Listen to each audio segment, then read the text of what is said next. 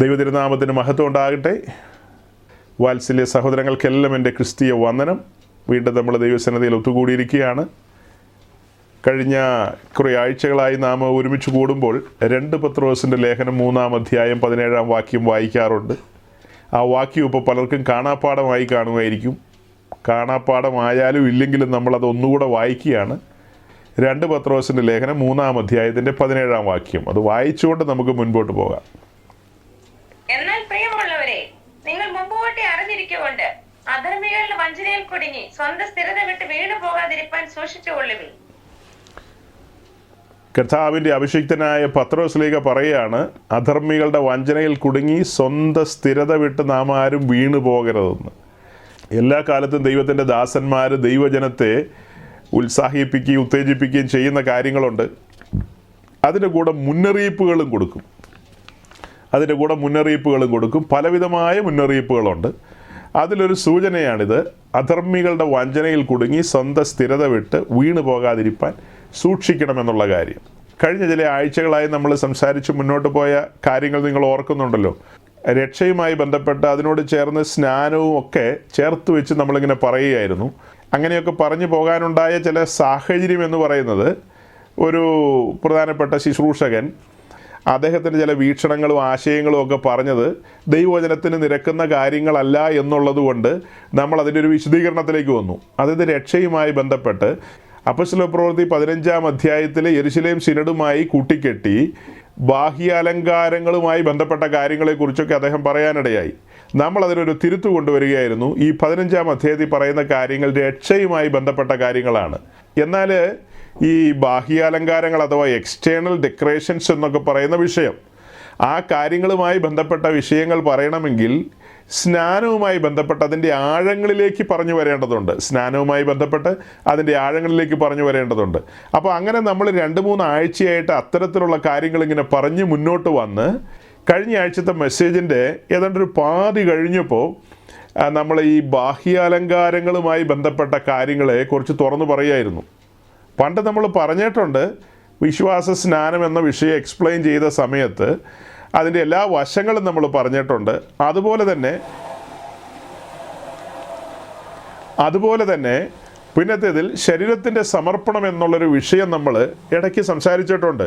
ഒരു 10-16 എപ്പിസോഡുകൾ ആ ഒരു വിഷയത്തിൽ തന്നെ നമ്മൾ സംസാരിച്ചത് നമ്മുടെ യൂട്യൂബ് സൈറ്റിലുണ്ട്.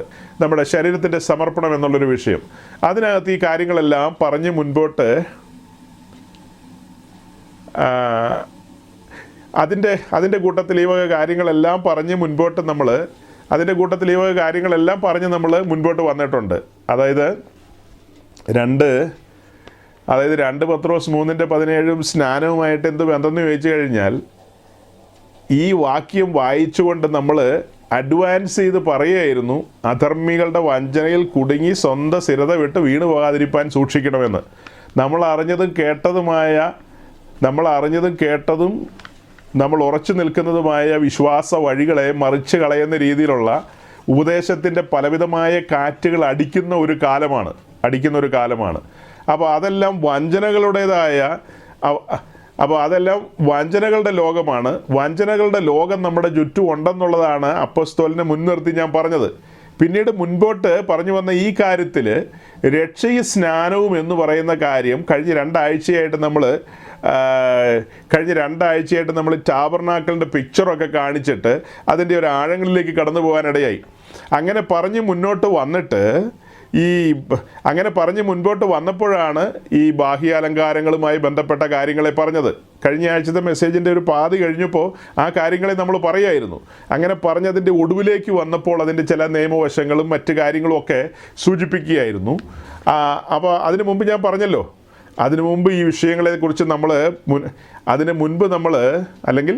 മുന്നമേ ഈ വിഷയങ്ങളെക്കുറിച്ച് നമ്മൾ സംസാരിച്ചിട്ടുള്ളത് വിശ്വാസ സ്നാനവുമായി ബന്ധപ്പെട്ട ചില മെസ്സേജുകളുണ്ട്. അതിനകത്താണ് ഇതിൻ്റെ വിവിധ വശങ്ങൾ നമ്മൾ പറഞ്ഞിട്ടുള്ളത്.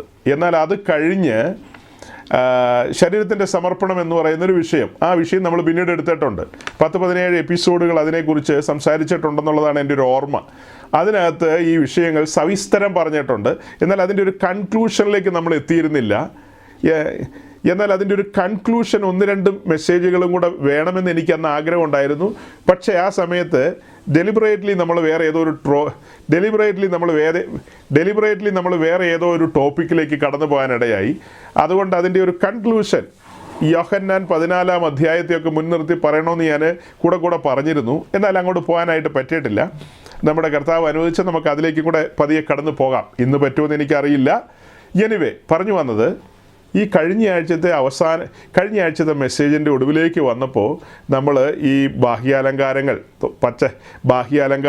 എന്നൊക്കെ പറഞ്ഞു കഴിഞ്ഞാൽ നമുക്ക് മനസ്സിലാകുന്ന മലയാളത്തിൽ പറഞ്ഞാൽ ആഭരണധാരണം എന്നുള്ള കാര്യം, ആ കാര്യത്തെക്കുറിച്ചൊക്കെ ഞാൻ അങ്ങനെ സംസാരിച്ചു കഴിഞ്ഞപ്പോൾ എന്നെ സ്നേഹിക്കുകയും ഒക്കെ ചെയ്യുന്ന ഒത്തിരി പേർക്ക് അതൊരു സങ്കടവും അലോസരവും ഒക്കെ ഉണ്ടാക്കിയിട്ടുണ്ടെന്നുള്ളത് ഞാൻ മനസ്സിലാക്കുകയാണ്.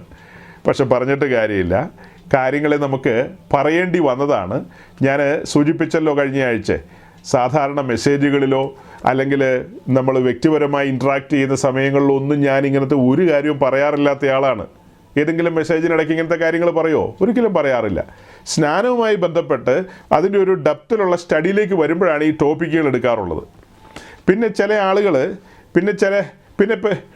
പിന്നെ ചില പ്രത്യേക സാഹചര്യത്തിൽ ശരീരത്തിൻ്റെ സമർപ്പണം എന്നുള്ളൊരു വിഷയം നമുക്ക് പറയേണ്ടി വന്നു. അതിൻ്റെ ആദ്യത്തെ മെസ്സേജുകൾ ആ മെസ്സേജുകളുടെ ആദ്യത്തെ എപ്പിസോഡുകൾ കേൾക്കുകയാണെങ്കിൽ അത് എന്തുകൊണ്ടാണ് നമ്മൾ അങ്ങനെ ഒരു വിഷയം പറയാൻ ഇടയായതെന്നുള്ളത് അതിൻ്റെ ആദ്യത്തെ 2 മെസ്സേജിലുണ്ട്, നിശ്ചയമായും ഉണ്ട്. അപ്പോൾ അങ്ങനെ ചില സാഹചര്യങ്ങൾ കൊണ്ടാണ് അതൊക്കെ അങ്ങനെ പറഞ്ഞിട്ടുള്ളത്. എന്നാൽ ഈ കഴിഞ്ഞ ദിവസങ്ങളിലൊക്കെ ഞാൻ അങ്ങനെ പറഞ്ഞു കഴിഞ്ഞപ്പോൾ ചില വാത്സല്യ സഹോദരങ്ങൾക്ക് ചില സങ്കടങ്ങളും ചില ചിന്തകളൊക്കെ വന്നിട്ടുണ്ടാകാം. അവരോടൊക്കെ എനിക്ക് പറയാനുള്ളൊരു കാര്യം ഇത്രയേ ഉള്ളൂ. ഇതൊക്കെ കേൾക്കുമ്പോൾ നിങ്ങളും തെറ്റിദ്ധരിക്കേണ്ട. ഇതൊക്കെ കേൾക്കുമ്പോൾ നിങ്ങളും തെറ്റിദ്ധരിക്കേണ്ട. ഈ ആഭരണമൊക്കെ ഉപയോഗിക്കുന്ന ആളുകളെന്തോ കുറഞ്ഞ ആളുകളും അത് ഉപയോഗിക്കാത്തവരെന്തോ കൂടിയ ആൾക്കാരും എന്നൊന്നും ഞാൻ എൻ്റെ മെസ്സേജിൽ പറഞ്ഞില്ല. ഞാൻ ഒരു ഉപദേശി ആളുകളെ ചുറ്റിക്കുന്ന രീതിയിലുള്ള പ്രസംഗവും പഠിപ്പീരുമായിട്ട് നടക്കുന്നു. അങ്ങേര് പല സ്ഥലങ്ങളിലും ഇങ്ങനെ പ്രസംഗിക്കുന്നു. പെന്തക്കോസ്തിലുള്ള ആളുകളെല്ലാം മണ്ടന്മാർ, ഇവിടുത്തെ പാസ്റ്റർമാരെല്ലാം ഒരു ബോധമില്ലാത്തവരെന്നുള്ള നിലയിലൊക്കെ പറഞ്ഞു കഴിഞ്ഞാൽ അങ്ങനെ നമ്മൾ വകവെച്ച് കൊടുക്കില്ലെന്നേ. അതുകൊണ്ടാണ് നമ്മൾ ചില വിഷയങ്ങളൊക്കെ എടുത്ത് പഴയ നിയമത്തെയും പുതിയ നിയമത്തെയും കൂട്ടുപിടിച്ചുകൊണ്ട് വിഷയത്തിൻ്റെ ഡെപ്തിലേക്ക് ഇറങ്ങി വന്നത്. നിങ്ങളുടെ കണ്ണിൻ്റെ മുമ്പിൽ ഞാനൊരു ബലിപീഠം കാണിച്ചു. അതായത് കാൽവറിയിലെ ക്രൂശിതനായ ക്രിസ്തുവിനെ മുൻപിൽ കൊണ്ടുവന്നു. അങ്ങനെ ക്രൂശിക്കപ്പെട്ടവനായ ക്രിസ്തുവിനെ കണ്ണിൻ്റെ മുമ്പിൽ കൊണ്ടുവന്ന് രക്ഷകനെ പരിചയപ്പെടുത്തി. ഞാൻ നല്ല പ്രാഗൽഭ്യത്തിലാണ് സംസാരിക്കുന്നത്. രക്ഷകനെ നിങ്ങളുടെ കണ്ണിൻ്റെ മുമ്പിൽ കൊണ്ടുവന്ന് പരിചയപ്പെടുത്തി. ക്രിസ്തു കഴിച്ച പങ്കപ്പാടുകൾ, അവൻ പീഡനത്താലും ശിക്ഷാവിധിയാലും എടുക്കപ്പെട്ടെന്നുള്ള കാര്യങ്ങൾ, അവൻ്റെ പ്രാണനൊരു അകൃത്യാഗമായി തീർന്നു എന്നുള്ള കാര്യങ്ങൾ നിങ്ങളെ കൃത്യമായി പഠിപ്പിച്ചിട്ടുണ്ട്. അവനെ തകർത്ത് കളയുവാൻ യഹോവയ്ക്ക്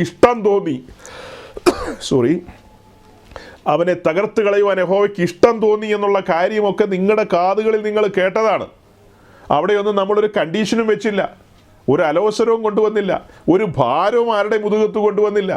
അങ്ങനത്തെ വാക്കുകളോ ഒരു നോട്ടം കൊണ്ടോ ഒന്നും ഒരു തരത്തിലും ഒരു കാര്യവും അങ്ങനെയുള്ള വാക്കുകളോ കാര്യങ്ങളോ ഒരു നോട്ടം കൊണ്ടോ സംസാരം കൊണ്ടോ ഒന്നും നിങ്ങളുടെ മുമ്പിൽ കൊണ്ടുവന്നില്ല. ആരുടെയും മുമ്പിൽ കൊണ്ടുവന്നിട്ടില്ല. ഇതിനു മുമ്പ് കൊണ്ടുവന്നിട്ടില്ല, മേലാലും കൊണ്ടുവരില്ല. രക്ഷ എന്ന് പറയുന്ന രക്ഷയോടുള്ള ബന്ധത്തിൽ നമ്മൾ സുവിശേഷമാണ് പ്രസംഗിക്കുന്നത്.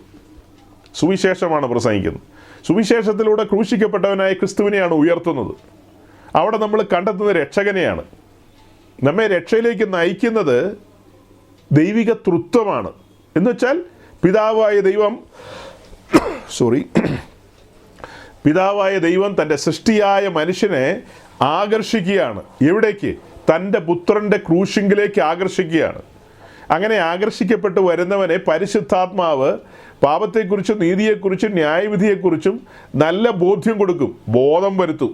അങ്ങനെ ബോധം വരുമ്പോഴാണ് അവൻ്റെ 2 കൈകൾ ഉയരുന്നത്, മുഴങ്കാൽ മടങ്ങുന്നത്, ദൈവസന്നിധിയിൽ തകർന്നു തുടങ്ങിയ ഹൃദയത്തോടെ താനൊരു പാപിയാണെന്ന് അംഗീകരിച്ചുകൊണ്ട് പാപപരിഹാരകനായ ക്രിസ്തുവിനെ സ്വന്തം രക്ഷിതാവായി സ്വീകരിക്കുന്ന നിമിഷങ്ങൾ. ഇവിടെയൊന്നും ഒരു ഭാരവും വെച്ചില്ല സഹോദരങ്ങളെ. വളരെ കൃത്യവും സ്പഷ്ടവുമായിട്ടാണ് നിങ്ങളുടെ മുമ്പിൽ ദൈവവചനം വെക്കുന്നത്. അങ്ങനെ രക്ഷാനുഭവത്തിലേക്ക് നിങ്ങളെ നയിച്ചത് ദൈവത്തിൻ്റെ പരിശുദ്ധാത്മാവാണ്. നമ്മിൽ പാപബോധം വന്ന് വീർപ്പ് മുട്ടിക്കഴിഞ്ഞപ്പോൾ നമ്മൾ ദൈവസന്നിധിയിൽ തകർന്നു നുറുങ്ങിയ ഹൃദയത്തോടെ ഒരു വിതുമ്പലോടെ നമ്മൾ ഏറ്റുപറഞ്ഞു, നമ്മൾ ഏൽപ്പിച്ചു കൊടുത്തു. ഭയങ്കര നിമിഷങ്ങളായിരുന്നു അത്. ഇന്നെന്ന പോലെ ഒന്ന് ഓർത്തു നോക്കി. എന്താ നിങ്ങളുടെ കണ്ണിൻ്റെ മുമ്പിൽ കൊണ്ടുവന്നത്? ഒരുവൻ്റെ തിരുമേനി തകർക്കപ്പെട്ട് കിടക്കുന്ന കാഴ്ചയാണ്. ഒരു തിരുമേനി തകർക്കപ്പെട്ട് കിടക്കുന്ന കാഴ്ച. അത് കഴിഞ്ഞ് സകല സത്യത്തിലും വഴി നടത്തുന്ന പരിശുദ്ധാത്മാവ് നമ്മെ വിശ്വാസ സ്നാനത്തിൻ്റെ ആഴങ്ങൾ ബോധ്യപ്പെടുത്തി മുൻപോട്ട് നയിച്ചു. അങ്ങനെ മുൻപോട്ട് നയിച്ചപ്പോഴാണ് നമ്മൾ കഴിഞ്ഞ ആഴ്ച പറഞ്ഞത്, തിടുക്കപ്പെടലേ, നമുക്കൊന്ന് ഇരുന്ന് കണക്ക് കൂട്ടി നോക്കാമെന്ന്. രണ്ട് പിക്ചർ ഞാൻ നിങ്ങളുടെ മുമ്പിൽ കൊണ്ടുവരികയാണ്. ഒന്നൊരുവൻ വിശ്വാസ സ്നാനത്തിന് ഇറങ്ങിത്തിരിക്കുന്നു. ആ സ്നാനക്കുളത്തിലേക്ക് ഇറങ്ങുന്നതിന് മുമ്പ് അവൻ തിരിഞ്ഞു നോക്കുകയാണ്. തിരിഞ്ഞു നോക്കുമ്പോൾ കാണുന്ന കാഴ്ച കാൽവറിയിലെ ക്രൂശാണ്. അതായത് ബലിപീഠമാണ് അവൻ്റെ കൺമുമ്പിൽ വരുന്നത്, അല്ലേ? അവൻ സ്നാനത്തിന് വേണ്ടി മുൻപോട്ട് ചുവടുകൾ വെക്കുകയാണ്. നമ്മളിപ്പോൾ പറഞ്ഞ വ്യക്തി സ്നാനത്തിന് വേണ്ടി മുൻപോട്ട് ചുവടുകൾ വെക്കുകയാണ്. അങ്ങനെ മുൻപോട്ട് ചുവടുകൾ വെക്കുമ്പോൾ ദൈവത്തിൻ്റെ പരിശുദ്ധാത്മാവ് അവനോട് ഇരുന്ന് കണക്കൂട്ടി നോക്കാൻ പറയല്ലേ. ഇപ്പം നിങ്ങൾ കാണുന്ന ഈ പിക്ചറിലെ ആ ബലിപീഠവും താമ്രത്തൊട്ടിയും, വീണ്ടെടുക്കപ്പെട്ടവൻ വിശ്വാസ സ്നാനത്തിന് ഇറങ്ങിത്തിരിക്കുകയാണ്. അതിൻ്റെ രണ്ടിൻ്റെയും നടുവിൽ നിന്നുകൊണ്ടാണ് ഞാനിപ്പോൾ സംസാരിക്കുന്നത്.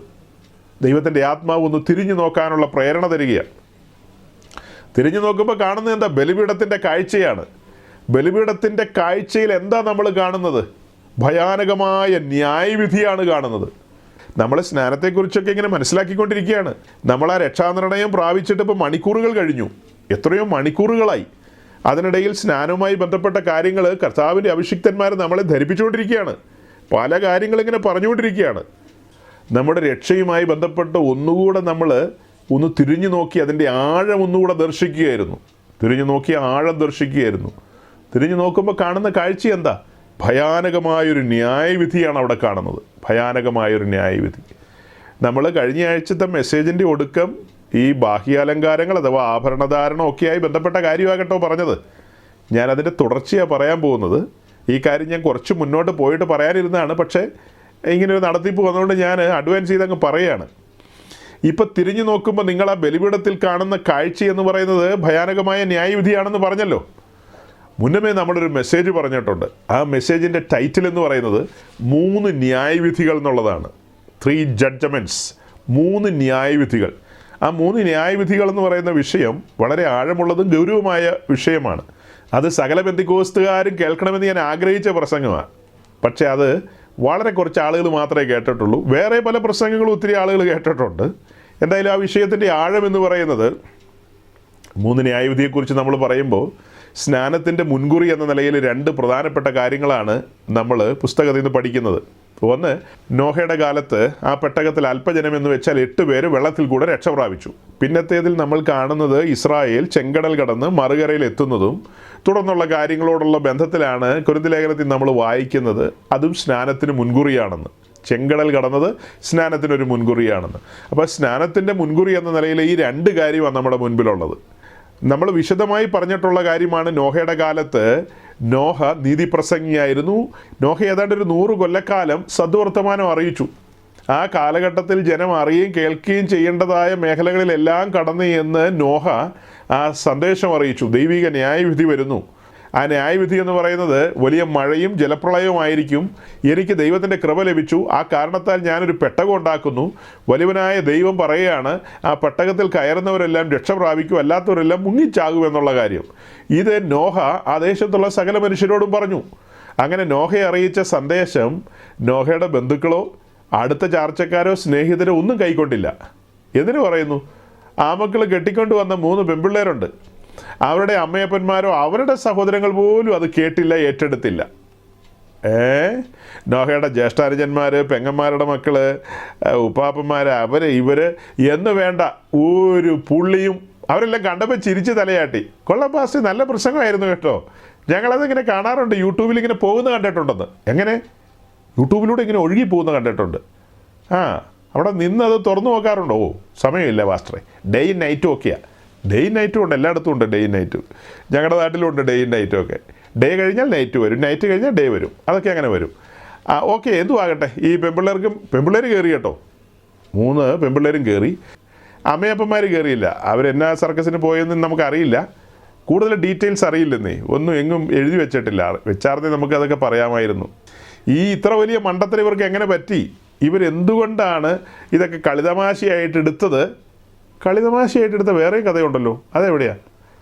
ലോത്തിൻ്റെ മരുമക്കളോട് പറഞ്ഞു മൊത്തം ഉപ്പുതൂണായി പോകും, കുഴപ്പമാകും, ഓടി രക്ഷപ്പെട്ടോ എന്നൊക്കെ പറഞ്ഞപ്പോൾ അവരല്ലേ എന്നാ പറഞ്ഞത്?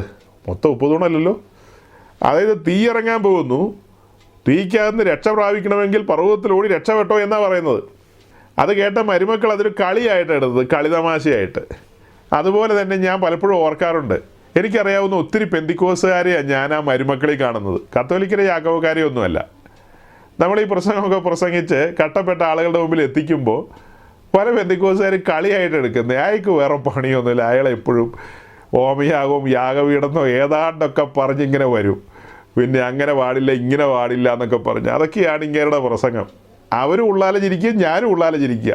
രസകരമായ കാര്യം, രണ്ടുപേരും ചിരിക്കുക. നമ്മിൽ ആരുടെ ചിരിയാണ് മുഖത്തിരിക്കുന്നതെന്നുള്ളത് നമുക്ക് നോക്കാം. ആരുടെ ചിരി ലൈവായിട്ട് ഉണ്ടാകും, ആര് ഒടുക്കം കരയും എന്നുള്ളത് പിന്നാലെ നമുക്ക് നോക്കാം. തൽക്കാലം ഞാനിങ്ങനെ ഹോമയാഗവും ഭോജനയാഗവും ഒക്കെ ആയിട്ട് പോവും. യാഗപീഠത്ത് യാഗവസ്തുവിനെ കൊണ്ടുവരും, അതിനെ അറുക്കും, തോലുരിക്കും, കണ്ടമായി നുറുക്കും, പിന്നെയും വെള്ളത്തിൽ കഴുകും. അങ്ങനെ പല കാര്യങ്ങളും. ഈ അറുക്കുന്നതിൻ്റെയും തോലുരിക്കുന്നതിൻ്റെ ഇടയ്ക്ക് ആരാരെല്ലാം പോയാലും കൊള്ളാം, വന്നാലും കൊള്ളാം. ഇതിനൊന്നും ഒരു മാറ്റം ഉണ്ടാകാൻ പോകുന്നില്ല. ഇതങ്ങനെ തന്നെ മുന്നോട്ട് പോയിക്കൊണ്ടിരിക്കും. ഇതങ്ങനെ തന്നെ മുന്നോട്ട് പോയി കാഹളം ധ്വനിക്കുന്നവരെ ഇരിക്കുമോ ആർക്കറിയാം. അതിരുന്നില്ലെങ്കിലും വേണ്ടില്ലെന്നേ, നമുക്ക് ആയുസ്സും ആരോഗ്യം ഉള്ള കാലം വരെ ഇത് പ്രമാണപ്രകാരം തന്നെ അറക്കും, പ്രമാണപ്രകാരം തന്നെ തോലുരിക്കും, പ്രമാണപ്രകാരം തന്നെ കണ്ടമായി നുറുക്കും, പിന്നെയും വെള്ളത്തിൽ കഴുകും, പിന്നെ ബലിപീഠത്തിൽ അടുക്കി തന്നെ വയ്ക്കും, ചുമ്മാ വാരി വലിച്ചിടില്ല. പിന്നെ സന്ധ്യ മുതൽ പ്രഭാതം വരെ ഇത് കത്തണം, പ്രഭാതത്തിൽ വിറകിട്ട് കൊടുത്തുകൊണ്ടിരിക്കണം. ഇതെല്ലാം അങ്ങനെ തന്നെ അനുസ്യൂതം നടന്നുകൊണ്ടിരിക്കും. ഇതൊക്കെ മാറ്റാൻ പറ്റും? ഏതെങ്കിലും കൊച്ചമ്മമാരെയോ ഏതെങ്കിലും അച്ചായന്മാരുടെയോ ഒക്കെ മുഖം കണ്ടു കഴിഞ്ഞിട്ട് അയ്യോ അവർക്കെന്ത് തോന്നും ഇവർക്കെന്ത് തോന്നും എന്നൊക്കെ പറഞ്ഞ് ആർക്കെന്ത് തോന്നിയാലും ഇത് അങ്ങനെ തന്നെയാണ്. വലിയവനായ ദൈവം മോശയ്ക്ക് പ്രമാണമെല്ലാം കൊടുത്തു കഴിഞ്ഞിട്ട് മോശ താഴേക്ക് ഇറങ്ങി വരുമ്പോൾ ചിന്തിക്കുകയായിരിക്കും, ഞാനിതൊക്കെ താഴേക്ക് ഇറങ്ങി വന്ന് പറയുമ്പോൾ ഞങ്ങളുടെ ഇടയിലുള്ള സഹോദരി സഹോദരന്മാർ ഇത് കേട്ട് കഴിഞ്ഞാൽ അവർക്ക് വലിയ വിഷമമാവില്ലേ? സജിപ്പാസ്റ്റൊന്നും ചിന്തിക്കുന്ന പോലെ മോശ ചിന്തിച്ചില്ല. എങ്ങനെ ഇറങ്ങി വന്നതൊരു വരവാർന്നു, കൊടുങ്കാറ്റ് പോലെ എങ്ങനെ ഇറങ്ങി വന്നത്. വലിയവനായ ദൈവത്തിൽ നിന്ന് കയ്യേറ്റു വാങ്ങിയ പ്രമാണം ഇസ്രായേൽ ജനത്തെ കേൾപ്പിച്ചു, ഇങ്ങനെയാണ് ഇനി മുതലെന്ന്. ഈ പാളയത്തിൽ ഇങ്ങനെ ജീവിക്കുകയും ഈ പ്രയാണത്തിൽ ഇങ്ങനെ ഒരുമിച്ച് പോവുകയും ചെയ്യണമെങ്കിൽ ഇതൊക്കെ അംഗീകരിക്കാൻ പറ്റുന്നവരെ നിന്നാൽ മതി എന്നായിരിക്കും മോശ പറയുന്നത്. അങ്ങനെയൊന്നും പറഞ്ഞു കാണില്ലായിരിക്കാം, എനിക്കതിൽ നിന്ന് മനസ്സിലാകുന്നത് അങ്ങനെയാണ്. ഇപ്പം ഞാൻ എന്താ പറഞ്ഞു വന്നത്? നോഹയുടെ കാലത്ത് സമയമായപ്പോൾ യഹോവയായ ദൈവം വാതിലടച്ചു. അകത്തേക്ക് നോക്കിയേ, നോഹയും പെമ്പിളയും ഉണ്ട്, 3 ആമക്കളുമുണ്ട്, മരുമക്കളുമുണ്ട്. ഒരു കുഞ്ഞു പോലും അകത്ത് കയറിയില്ല. ഭയങ്കര ശുശ്രൂഷയായിട്ട് നടന്നതാണ്. ലോകപ്രശസ്ത സുവിശേഷകൻ ശ്രീമാൻ നോഹ ഇന്ന് ഞങ്ങളുടെ തെരുവിൽ പ്രസംഗിക്കുന്നതാണ്, എല്ലാവരും കേൾക്കാൻ വരണം. എല്ലാവരും വന്നു. ഓർഗനൊക്കെ വെച്ച് പാട്ടൊക്കെ പാടിയായിരുന്നു. അവിടെ ഭയങ്കര സർക്കസൊക്കെ നടന്നതാണ്. പക്ഷെ ഇത് കേട്ടവരാരും അകത്ത് കയറിയില്ല. നോഹ ഇടത്തോട്ട് നോക്കിയപ്പോൾ ഭാര്യ നിൽപ്പുണ്ട്, വലത്തേക്ക് നോക്കിയപ്പോൾ മക്കളും അവരുടെ പുറയിൽ മരുമക്കളും നിൽപ്പുണ്ട്. അവിടെ ഒക്കെ മുഖത്തൊരു ദുഃഖമുണ്ട്. എന്താണെന്ന് വെച്ച് കഴിഞ്ഞാൽ ആ പെൺപിള്ളേരുടെ ദുഃഖം എൻ്റെ അമ്മയപ്പന്മാർ കയറിയില്ലല്ലോ, സഹോദരങ്ങൾ കയറിയില്ലല്ലോ എന്നുള്ളതാണ്. നോഹയുടെ ഉള്ളിലും ഒരു ഘനീഭവിച്ച ദുഃഖമുണ്ട്. കാരണം അടുത്ത ബന്ധുക്കളും അയൽവാസികളും ഒക്കെ ഉണ്ടല്ലോ. ഇന്നലെ വരെ പല കാര്യത്തിലും സഹകരിച്ചിരുന്നവരുണ്ട്. നോഹ ഇതിന് കീല് തേക്കാൻ വേണ്ടി കീല് മേടിച്ച ആ ഹാർഡ്വെയർ ഷോപ്പ് അവിടെയുണ്ട്. ആ ഹാർഡ്വെയർ ഷോപ്പ് കടന്ന് ചാക്കോച്ചായൻ ഈ കീല് മേടിക്കാൻ നേരത്ത് ചോദിച്ചു, എന്തിനാ നോഹ ഈ കീലൊക്കെ മേടിക്കുന്നതെന്ന് ചോദിച്ചു.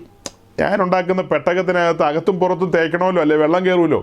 അപ്പം ചാക്കോച്ചൻ മനസ്സിൽ ചിന്തിച്ചു, ഈ അവന് മഞ്ഞുമില്ല മഴയില്ലാത്ത കാലത്ത് ഇവൻ എന്നെ ഇനി മഴ വേയിപ്പിക്കാൻ പോവാണോ എന്നൊക്കെ ചിന്തിച്ച് കാണുമായിരിക്കും, ആർക്കറിയാം. അങ്ങനെ പല രീതിയിലും ചിന്തിച്ചാണ്. അവൻ്റെ ഒരു പെട്ടിക്കട എന്നൊക്കെ വേണേൽ പറഞ്ഞു കാണും. പുള്ളി പറഞ്ഞത് പെട്ടകം ഉണ്ടാക്കുക എന്നായിരിക്കാം, അവർ കേട്ടത് മാടക്കട ഉണ്ടാക്കുക എന്നോ പെട്ടിക്കട ഉണ്ടാക്കുക എന്നൊക്കെ ആയിരിക്കും അവർ കേട്ടത്. കാരണം അവരുടെ ചെവിയൊക്കെ ഇച്ചിരി പതുക്കിയ. അപ്പോൾ പറഞ്ഞു വരുന്നത്, ഈ കക്ഷികളൊന്നും കയറിയില്ല സഹോദരങ്ങളെ. ഒടുക്കം മഴ പെയ്തു, വെള്ളം പൊങ്ങി, ഭയാനകമായ ന്യായവിധി. ഇത് മുന്നമേ പറഞ്ഞിട്ടുള്ളതാ, ഇപ്പോൾ റിപ്പീറ്റ് ചെയ്യുന്നതാ. എന്തുകൊണ്ടാണ് റിപ്പീറ്റ് ചെയ്യുന്നത്? ഇപ്പോൾ പറയുന്ന വിഷയത്തിന് ഇത് അനിവാര്യമാണെന്നേ. ഇപ്പോൾ പറയുന്ന വിഷയത്തിന് വിശേഷാൽ കഴിഞ്ഞ ആഴ്ച ഒടുക്കം ഞാൻ പറഞ്ഞു വെച്ച കാര്യത്തിന് ഇത് അനിവാര്യമാണ്. എന്നോട് കോപം തോന്നിയിട്ടുള്ള സഹോദരിമാരുണ്ട്, സഹോദരന്മാരുണ്ട്. അവരെയൊക്കെ ഞാൻ തണുപ്പിക്കാൻ പോവുക. എങ്ങനെയാണ് തണുപ്പിക്കുന്നത്? നോഹയുടെ കാലത്ത് പെയ്ത മഴയെന്ന് പറയുന്നത് തണുക്കുന്ന മഴയാണ്. ആ മഴ എല്ലാ സഹോദരിമാരുടെയും സഹോദരന്മാരുടെയും മുമ്പിൽ കൊണ്ടുവരിക. ഭയങ്കര പെയ്ത്തായിപ്പോയി. പെയ്ത്തെന്ന് പറഞ്ഞാൽ പോരാ, ഭയങ്കര പെയ്ത്ത്, മേഘവിസ്ഫോടനം പോലെ ഒരു വിസ്ഫോടനമായിപ്പോയി. അങ്ങനെ എല്ലാം വെള്ളത്തിൽ മുങ്ങിച്ചത്തു. അവിടെയൊക്കെ അന്ന് എന്തുമാത്രം ഐശ്വര്യ റോയിമാരുണ്ടായിരുന്നെന്നറിയാവോ? ഐശ്വര്യ റോയ്. പിന്നെ അവിടെ ഒത്തിരി റോയിമാരും അവിടെ അന്ന് എന്തുമാത്രം ഐശ്വര്യ റോയിമാരുണ്ടായിരുന്നു. വേറെ പലതരം റോയിമാരുണ്ടായിരുന്നു.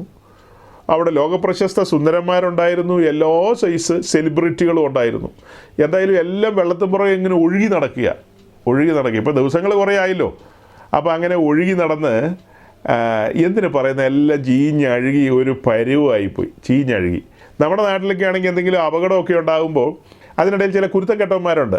അവന്മാർ ഈ ആളുകളുടെ പേഴ്സും മൊബൈൽ ഫോണും വേണേൽ മാലയും കമ്മലും ഒക്കെ ഊരിക്കൊണ്ട് പോകും. ആക്സിഡൻ്റൊക്കെ പറ്റി കിടക്കുന്ന സമയത്ത് കിട്ടുന്ന അവസരം വിനിയോഗിക്കും. പക്ഷേ ഇവിടെ അതിനുള്ള ഒരു അവസരവും. ജീവിച്ചിരിക്കുന്ന മനുഷ്യർ 8 പേരേ ഉള്ളൂ. അവർ പെട്ടകത്തിനകത്താണ്. ബാക്കി ഇത് ഊരാനോ പിടിക്കാനോ ഒരു മനുഷ്യക്കുഞ്ഞ് പോലും ഭൂമിയിലില്ല. എല്ലാം അങ്ങനെ പോയി. അപ്പോൾ അതെന്തൊരു കാഴ്ചയായിരിക്കും. ഭയാനകമായ ന്യായവിധി. ഒറ്റ വാക്കിലങ്ങ് പറഞ്ഞാൽ മതി. ഇത്രയൊന്നും നീട്ടിക്കൊണ്ടുപോകേണ്ട കാര്യമില്ല. ചില ആളുകളൊക്കെ നമ്മുടെ യൂട്യൂബ് മെസ്സേജിനടി വന്ന് കമൻറ്റ് ചെയ്യാറുണ്ട്, മിസ്റ്റർ നിങ്ങളിങ്ങനെ നീട്ടരുത് കാര്യങ്ങൾ, നിങ്ങൾക്കൊരു 15 മിനിറ്റ് കൊണ്ട് പ്രസംഗിച്ച് നിർത്തരുതോ, നിങ്ങൾ എന്തിനാ ഇങ്ങനെ നീട്ടിപ്പരത്തി പറയുന്നതെന്നാണ് ചോദിക്കുന്നത്. അവരറിയുന്നുണ്ടോ ഇത് പരത്തിയിട്ട് പോലും പലരുടെ തലയ്ക്കകത്തേക്ക് കയറുന്നില്ലെന്ന്? അപ്പോൾ പരത്താതെ എങ്ങനെ അകത്തേക്ക് കയറും? ഇത് നീട്ടിയിട്ടും പരത്തിയിട്ടും ചില ഇടങ്ങളിലൊന്നൊരു കുലുക്കം പോലുമില്ല, ഒരു രോമം അനങ്ങുന്നില്ല. ഞാൻ നോക്കിക്കൊണ്ടിരിക്കുന്നത് എന്താ, ഒരു കുലുക്കം ഉണ്ടാവുമല്ലോ എന്നുള്ളതാണ്. ഈ മഴയെല്ലാം പെയ്യിപ്പിക്കുമ്പോൾ ഒരു കുലുക്കം ഉണ്ടാവില്ലേ? പക്ഷെ ചിലരൊന്നും പറയുന്നത് അങ്ങനെയൊന്നും ഞങ്ങൾ കുലുങ്ങുന്ന ഇനമല്ലെന്നാ. എന്തു ആകട്ടെ, ഭയാനകമായ ന്യായവിധിയാണ്. ഒടുക്കം പ്രാവിനെയൊക്കെ പറഞ്ഞു വിട്ടത്, ആദ്യം കാക്കേനെ പറഞ്ഞു വിട്ടു, പിന്നെ പ്രാവിനെ പറഞ്ഞു വിട്ടു. ഇതൊക്കെ നമുക്കറിയാം. എന്തായാലും അതിൻ്റെ അപ്പർ ഡെക്കി വന്നിട്ട് നോഹയും കുടുംബവും കൂടെ ഒരു നോട്ടം നോക്കി കാണും ചുറ്റോടി ചുറ്റും. എന്തൊരു ഭയാനക ന്യായവിധിയാണെന്നാണ് ഞാനീ പറഞ്ഞു കൊണ്ടുവരുന്നത്. സ്നാനത്തിൻ്റെ മുൻകുറി നമ്പർ 1. ആ പെട്ടകത്തിൽ അല്പജനമെന്ന് വെച്ചാൽ 8 പേര് വെള്ളത്തിലൂടെ രക്ഷപ്രാപിച്ചു. ഭയാനകമായ ന്യായവിധിയാണ് അവിടെ വെളിപ്പെട്ടത്. രണ്ടാമത്തെ കാര്യം എന്താ? ഇസ്രായേൽ പകച്ചു നിൽക്കുകയാണ്. അവിടെയാണ് തൻ്റെ ദാസനായ മോശയോട് ദൈവം പറയുന്നത്. എന്താ പറയുന്നത്? നിൻ്റെ കയ്യിലിരിക്കുന്ന വടി എന്ത് ചെയ്യാനാണ് പറയുന്നത്? ചെങ്കടലിൻ്റെ കരയിൽ നിന്നും. എങ്ങനെയാണ്, മോശയുടെ കയ്യിൽ വടിയൊക്കെ ഉണ്ട്, എങ്ങനെയാണ് ചെങ്കടൽ വിഭാഗിച്ച ഒരു മറുകര വന്നത്? സഹോദരിമാരെ വേഗം പറയൂ. എത്ര കാലമായി ഞാനൊരു ചോദ്യം ചോദിച്ചിട്ട്. യെസ്, മോശയോടും വടി നീട്ടാൻ പറഞ്ഞു. ഇനി സഹോദരിമാരാരെങ്കിലും ഉണ്ടോ? കേട്ടില്ല. പിന്നെ പുസ്തകമൊക്കെ നോക്കി എല്ലാം വായിച്ചു കഴിഞ്ഞാൽ വേഗം മൈക്ക് ഓഫ് ചെയ്തോ? ബാക്കി എല്ലാവരും മണ്ടന്മാരും പുസ്തകം നോക്കിയിട്ട് അത് പറയുന്നത് വലിയ കേമത്വമൊന്നുമല്ല. നിങ്ങൾ ശരിക്കും എങ്ങനെയാണ് ധരിച്ചു വെച്ചായിരുന്നത്? സഹോദരി ലിസ ബൈബിൾ തുറന്ന് ആ ഭാഗം നോക്കി വായിച്ചിട്ടൊരു ഉത്തരം പറഞ്ഞു. അത് വായിക്കുന്നതിന് മുമ്പ് തലയ്ക്കകത്ത് എന്തായിരുന്നായിരുന്നെന്നൊന്നൊരു ഉത്തരം പറഞ്ഞേ. പുസ്തകത്തിലേക്കൊക്കെ നോക്കുന്നതിന് മുമ്പ് ബ്ലൈൻഡായിട്ട് പറയണം. ബ്ലൈൻഡായിട്ട് ഉണ്ടോ? സ്കൂളൊക്കെ ഏതാ? അത് യാക്കോബക്കാരുടെ സൺഡേ സ്കൂളല്ലേ പഠിച്ചത്? നിങ്ങൾ പറയുന്നത് നിങ്ങളുടെ യാക്കോബക്കാരൻ്റെ അച്ഛൻ അടൂർ ഭാഗത്തുള്ള അച്ഛൻ ഇന്നലെ RSSൻ്റെ മിനിങ്ങാന്ന് RSSൻ്റെ പ്രോഗ്രാമിൽ ഗണഗീതം പാടുകയാണ് നിന്ന്. നാണം കെട്ടവന്മാർ. RSSൻ്റെ 100ാം വാർഷികത്തിൽ യാക്കോബ് പള്ളിയിലെ അച്ഛൻ നിന്ന് ഗണഗീതം പാടുകയാണ്. ഇന്ത്യയുടെ മതമാണ്, അതാണ് ഇതാണ് തേങ്ങയാണെന്നൊക്കെ പറഞ്ഞാണ് പാടുന്നത്. അതിൽ നിന്നൊക്കെ രക്ഷപ്പെട്ടതോർത്ത് സ്തോത്രം. വല്ല ബോധമുണ്ടവന്മാർക്ക്. അൽഖ്വയ്ദ ISIS ഒക്കെ അതിലൊക്കെ എത്രയോ ഭേദമാണെന്നറിയാവോ? നമ്മൾ പറയും, നമ്മൾ ഈ ചില ഗുരുത്തം കെട്ട ജഡീകന്മാരായ പെന്തിക്കോസുകാരെ കണ്ടിട്ട് പറയും ഇതിലൊക്കെ എത്രയോ ഭേദം യാക്കോബെ ഓർത്തഡോക്സിനൊക്കെ പറഞ്ഞു കളയും. പിന്നെ ഈ സാധനങ്ങളെല്ലാം അൽഖ്വയ്ദ ISSും പോലെയാ. അത്ര ഭീകരന്മാരാ. അവന്മാരാണ് ദൈവസഭയെ പെട്ടിക്കടാന്ന് വിളിക്കുന്നത്, മാടക്കടാന്ന് വിളിക്കുന്നത്. അവനോടൊക്കെയുള്ള മറുപടിയായി പറഞ്ഞത്. വെള്ളത്തിൽ മുങ്ങിച്ചാകാനിരിക്കുക ഗണഗീതം പാടിക്കൊണ്ട്. ഇത് അച്ഛന്മാരും ബത്രാന്മാരും ഒക്കെ പഠിപ്പിക്കുന്ന സാധനമാണ്. ഞാനിത് പല സ്ഥലത്തും കണ്ടിട്ടുണ്ട്. വടി നീട്ടി. ഈ അടുത്ത ദിവസം ഈ അടൂരൊരു കള്ളപ്രവാചകത്തിനുണ്ടല്ലോ, അടൂര് ആ വിദ്വാൻ ഇങ്ങനെ പ്രസംഗിച്ചത് ഇങ്ങനെ യൂട്യൂബിൽ ഇങ്ങനെ വൈറലായിട്ട് എവിടെയോ സോഷ്യൽ മീഡിയയിൽ എവിടെയോ ഇങ്ങനെ വൈറലായിട്ട് വന്നു. മോശയുടെ വടി നീട്ടിയതുപോലെ എല്ലാവരും വടി നീട്ടിക്കോളാൻ പറഞ്ഞു. മോശ വടിയൊന്നും നീട്ടിയില്ല. മോശ എവിടെ വടി നീട്ടിയെന്ന? മോശ വടി കരത്തിലെടുത്തു. മോശ കരം നീട്ടി. ആ കരത്തോട് ചേർത്ത് യഹോവയായ ദൈവം തൻ്റെ കരം വെച്ചു. ഒരൊറ്റയാൾ ഉത്തരം പറഞ്ഞില്ല. ഒരാൾ പറഞ്ഞത് ബൈബിൾ നോക്കിയിട്ടാണ്. എൻ്റെ സമയം പോകുന്നത് എങ്ങനെയാണെന്ന് മനസ്സിലായോ? ഇത് അറിയില്ല എന്ന് മനസ്സിലായി കഴിഞ്ഞാൽ പിന്നെ എനിക്ക് മുന്നോട്ട് പോകാൻ കഴിയില്ല. ഞാൻ സ്റ്റക്കായി പോവും. എനിക്ക് അങ്ങനത്തെ കുഴപ്പമുണ്ട്. എനിക്കൊരു മാനസാന്തരം ആവശ്യമാണ്. അതങ്ങ് വിട്ടേക്കുക, പോട്ടെ. അവരറിഞ്ഞില്ലെങ്കിൽ അറിഞ്ഞില്ല, ആകാശം ഇടിഞ്ഞൊന്നും വീഴില്ലല്ലോ. അങ്ങനെ ചിന്തിച്ചാൽ മതി. പക്ഷേ എനിക്ക് അങ്ങനെ പറ്റണില്ല. എന്താണോ? ഐശിയ ചാപ്റ്റർ 63 വേഴ്സ് 12. ഇതൊന്നും ആവശ്യമുള്ള കാര്യമല്ല, ചുമ്മാ കയറി വായിക്കേണ്ടി വരും. വായിക്കേ.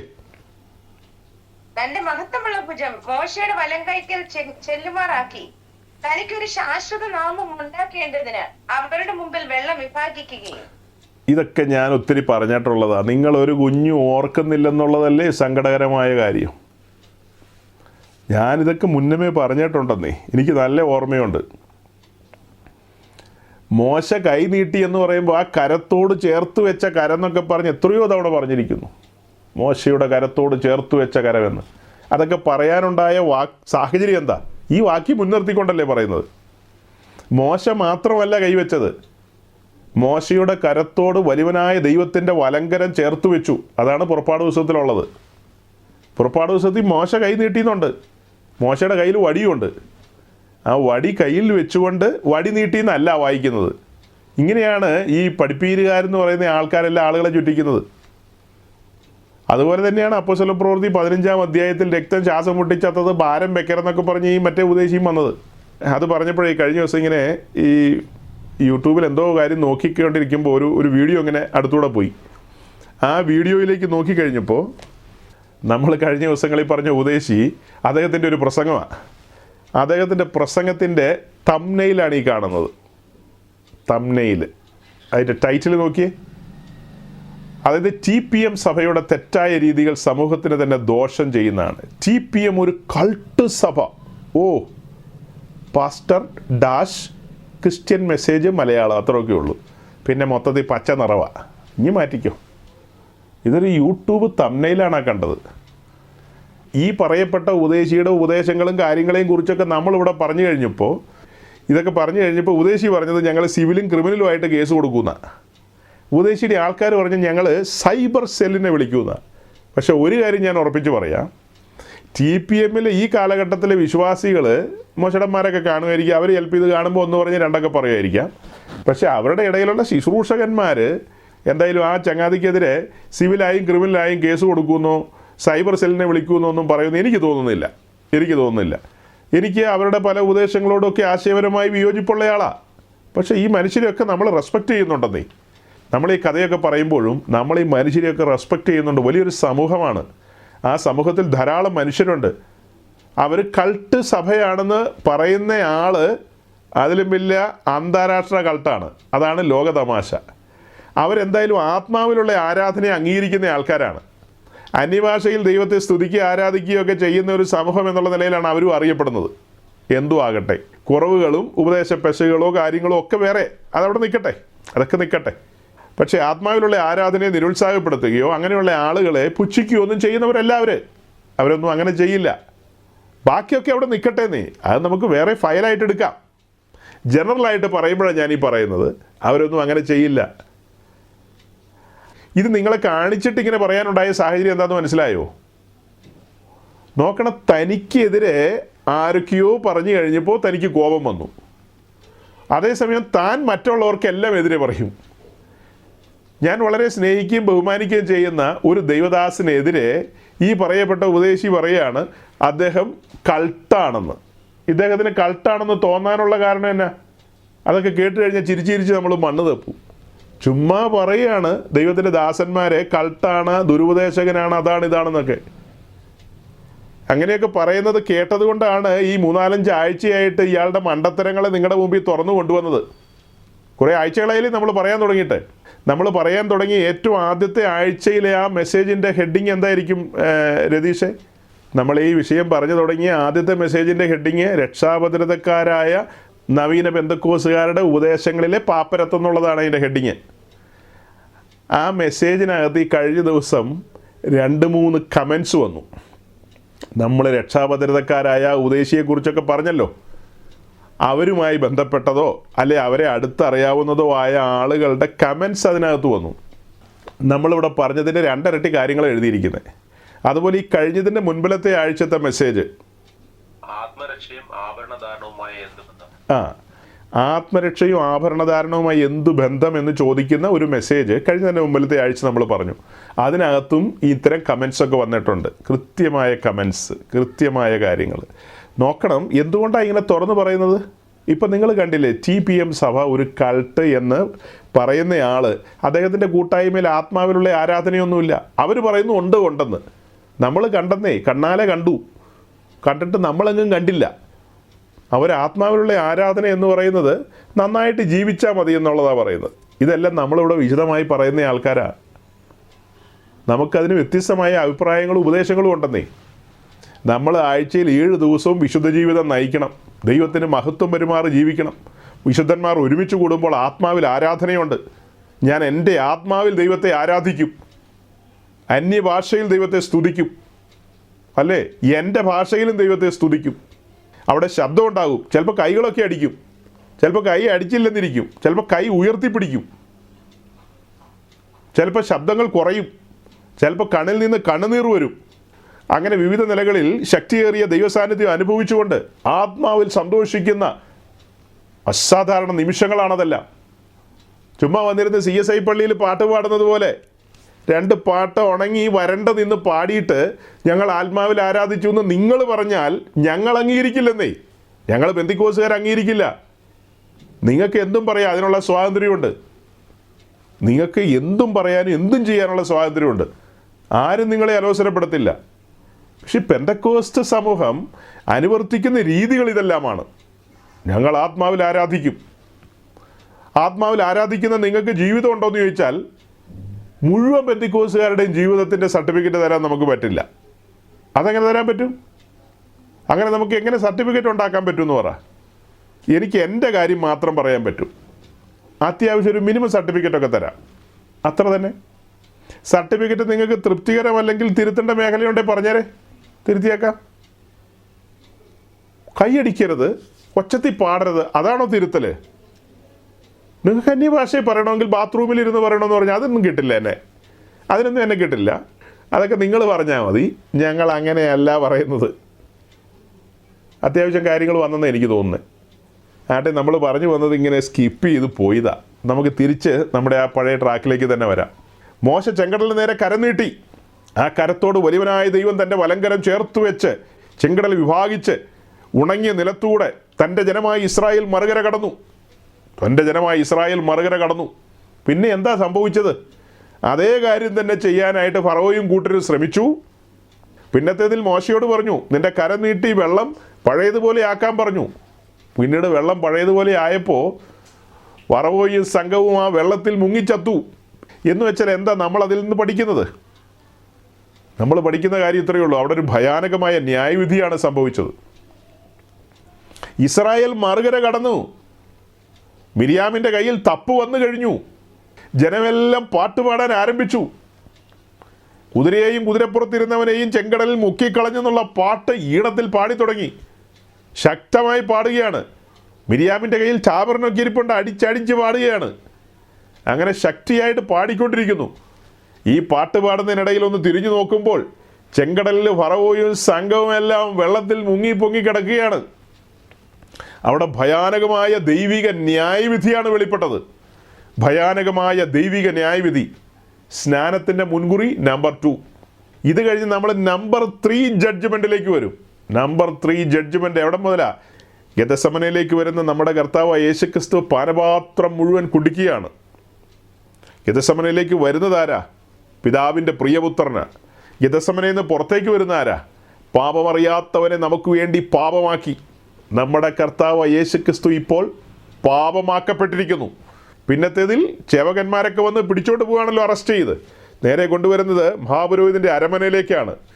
അരമനയിലേക്ക് വന്ന് വിസ്താരങ്ങൾ നടക്കുന്നു. അവിടെ നിന്ന് പീലാത്തോസിൻ്റെ കൊട്ടാരത്തിലേക്ക്, അവിടെ നിന്ന് പിന്നെ ഹെരോദാവിൻ്റെ കൊട്ടാരത്തിലേക്ക്, അവിടെ നിന്ന് വീണ്ടും മടങ്ങി വരുന്നു പീലാത്തോസിൻ്റെ അടുക്കിലേക്ക്. വിസ്താരം പൂർത്തീകരിക്കപ്പെടുന്നു. ഒടുക്കം ജനമെല്ലാം ഒരേ സ്വരത്തിൽ പറഞ്ഞു, ഞങ്ങൾക്ക് ബറബാസിനെ മതി, നസ്രായന യേശുവിനെ വേണ്ട. അങ്ങനെ ജനത്തിന് വേണ്ടി ബറബാസിനെ വിട്ടുകൊടുത്തുകൊണ്ട് യേശുവിനെ ക്രൂശിക്കാൻ ഏൽപ്പിച്ചു കൊടുത്തു. അങ്ങനെ ആ പച്ച പൈൻമര കുരിശും ചുമന്നുകൊണ്ട് നമ്മുടെ കർത്താവായ യേശു ക്രിസ്തു ഗോൽഗോഥായിലേക്ക് വരികയാണ്. ഗോൽഗോഥായിലേക്ക് ഒത്തിരി കേട്ടിട്ടുള്ളതാണെങ്കിലും വീണ്ടും കേൾക്കുമ്പോൾ ഉള്ളിലൊരു പിടച്ചിലുണ്ടാകണം. 1000 വട്ടം കേട്ടിട്ടുള്ളതാ. പക്ഷെ സൂക്ഷിച്ചു നോക്കുക, 2 കള്ളന്മാരുടെ നടുക്ക് റോമൻ പടയാളികൾ നമ്മുടെ കർത്താവായ യേശു ക്രിസ്തുവിൻ്റെ കരങ്ങളിൽ ആണിയടിക്കുന്നു, ആ കാലുകളിൽ ആണിയടിക്കുന്നു, ആ തലയിൽ മുൾക്കിരീടം ഇറക്കി വെക്കുകയാണ്. അങ്ങനെ ആ ക്രൂശ് ആ കുഴിയിലേക്ക് അവർ പിടിച്ചിടുന്ന ആ ഒരു ഇടലുണ്ടല്ലോ, ആ ഇടുന്ന സമയത്ത് പച്ച മാംസത്തിലൂടെയല്ലേ ആണിയടിച്ച് കയറ്റി വെച്ചിരിക്കുന്നത്. ആ ക്രൂശയിൽ തൂങ്ങിക്കിടക്കുന്ന ആ നിമിഷങ്ങൾ അല്ലേ, അതിൽ കടന്നു പോയവരും വന്നവരും പോയവരും ഒക്കെ എന്താ പറഞ്ഞത്? അവരൊക്കെ പരിഹസിച്ചിട്ടാണ് പോയത്. നീ നിന്നെ തന്നെ രക്ഷിക്ക് എന്നൊക്കെ പറഞ്ഞ ഒരു കള്ളനും അങ്ങനെ തന്നെയല്ലേ, 2 കള്ളന്മാരും അങ്ങനെ തന്നെയല്ലേ പറഞ്ഞത്. പിന്നത്തേതിൽ ഒരു കള്ളൻ അനുതാപം വന്നു. നമ്മൾ ആ ക്രൂശിങ്കിലേക്ക് സൂക്ഷിച്ച് നോക്കുമ്പോൾ കാണുന്നത് എന്താ? ഭയാനകമായ ന്യായവിധി, ദൈവ കോപാഗ്നിയാണ് അവിടെ ഇറങ്ങി വരുന്നത്. സ്നാനത്തിനൊരു മുൻകുറി.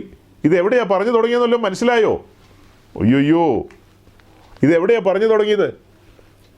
യാഗപീഠം, താമ്രത്തൊട്ടി, രണ്ടിൻ്റെ നടുക്കാൻ നിൽക്കുന്നത്. വിശ്വാസ സ്നാനത്തിന് ഇറങ്ങാൻ തുടങ്ങുക. അവിടെ വെച്ചല്ലേ തിരിഞ്ഞു നോക്കുമ്പോൾ ഈ ബലിപീഠത്തിലെ കാഴ്ച കാണുന്നത്. ഒന്നുകൂടെ ഓർമ്മിപ്പിക്കുകയല്ലേ നമ്മളെ, ഇത്ര വലിയ കാഴ്ചയാണത്. ന്യായവിധിയുടെ ആഴം, നമ്മുടെ മേൽ വരേണ്ട ന്യായവിധി മറ്റൊരുവൻ്റെ മേൽ വന്നെന്നല്ലേ പറഞ്ഞു വരുന്നത്. ഭയാനകമായ ന്യായവിധിയാണത്.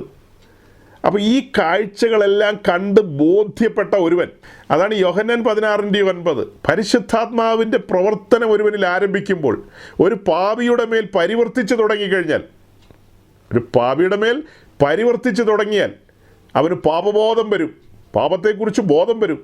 ദൈവത്തിൻ്റെ നീതി നടപ്പാക്കിയ ഇടം ഗോൽഗോഥ, ഭയാനകമായ ന്യായവിധി. ന്യായവിധിയുടെ ആഴം അവൻ്റെ കണ്ണാലെ അവൻ കാണുകയാണ്. ന്യായവിധിയുടെ ആഴം അവൻ്റെ കണ്ണാലെ അവൻ കാണുകയാണ്. അത്ര വലിയ ന്യായവിധിയാണ് അവിടെ സംഭവിച്ചത്. ഭയങ്കര ന്യായവിധി. ഞാൻ പോകേണ്ട സ്ഥാനത്തേക്ക് എനിക്ക് പകരക്കാരനായി ഒരുവൻ കടന്നുപോയി. എന്തിനാ ഇത്രയൊക്കെ പറയുന്നത്? എന്തിനാ കഴിഞ്ഞ ആഴ്ച ഈ ആഴ്ചയൊക്കെ പിന്നെ ഇതൊക്കെ പറയുന്നത്? ഇത് അകത്തേക്ക് അങ്ങ് കയറണമെന്നേ. എന്തുകൊണ്ടാണ് ബാഹ്യാലങ്കാരങ്ങൾ മുതലായ കാര്യങ്ങൾക്ക് നമ്മൾ പ്രാധാന്യം കൊടുത്ത് സംസാരിക്കുന്നത്? നമ്മെ വീണ്ടെടുക്കുവാൻ വേണ്ടി നമ്മുടെ കർത്താവായ യേശു ക്രിസ്തു സമ്പൂർണ്ണ സമർപ്പണത്തിലായിരുന്നു. തൻ്റെ ശരീരം പീഡിപ്പിക്കപ്പെട്ടു, തൻ്റെ പ്രാണനിൽ തന്നെ ശിക്ഷ ഏറ്റെടുത്തു. പാപമെന്നുള്ള വിഷയം പഠിക്കണം. അതൊന്നും പറയാതെ ഞാൻ ഇങ്ങനെ ഓടിച്ചു പറഞ്ഞു പോകുന്നത്. നിങ്ങളിൽ ബഹുഭൂരിപക്ഷം പേർ അതൊക്കെ കേട്ടിട്ടുള്ളവരാണ്, കേൾക്കാത്ത ഒത്തിരി ആളുകളുണ്ട്. ഏതൻ തോട്ടത്തിലേക്ക് പോകേണ്ടി വരും. ഈ ബാഹ്യ അലങ്കാരങ്ങളൊക്കെ എക്സ്പ്ലെയിൻ ചെയ്യണമെങ്കിൽ ഏതൻ തോട്ടത്തിലേക്ക് പോകേണ്ടി വരും.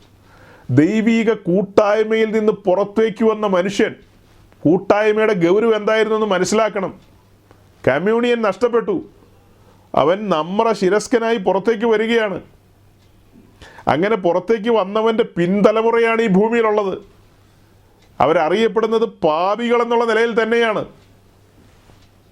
പാപികളും ദോഷികളുമായ മനുഷ്യർ, അതിക്രമങ്ങളാലും പാപങ്ങളാലും മരിച്ചു കിടക്കുന്ന മനുഷ്യർ, ആത്മീയമായി മരിച്ചു കിടക്കുകയാണ്.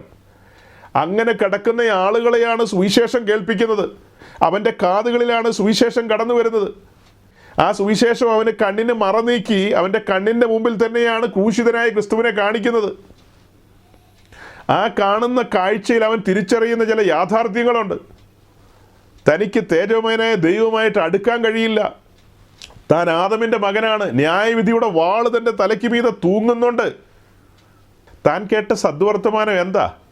ന്യായവിധിയിൽ നിന്ന് തെറ്റിയൊഴിയുവാൻ കഴിയുന്നൊരു സാഹചര്യമാണ് അവിടെ തുറക്കപ്പെടുന്നത്. രക്ഷകനെയാണ് കണ്ടെത്തുന്നത്. അപ്പോൾ അത്ര വലിയ ഭയാനകമായ ന്യായവിധി കൺമുമ്പിൽ നിൽക്കുമ്പോൾ അതിൽ നിന്ന് തെറ്റിയൊഴിഞ്ഞ് ഒരു പ്രകാരത്തിൽ രക്ഷപ്പെട്ടു വന്നൊരവസ്ഥ. ഇതൊക്കെ പറയുമ്പോൾ പണ്ട് നമ്മൾ 1-2 വീഡിയോ കാണിച്ചിട്ടുണ്ട്.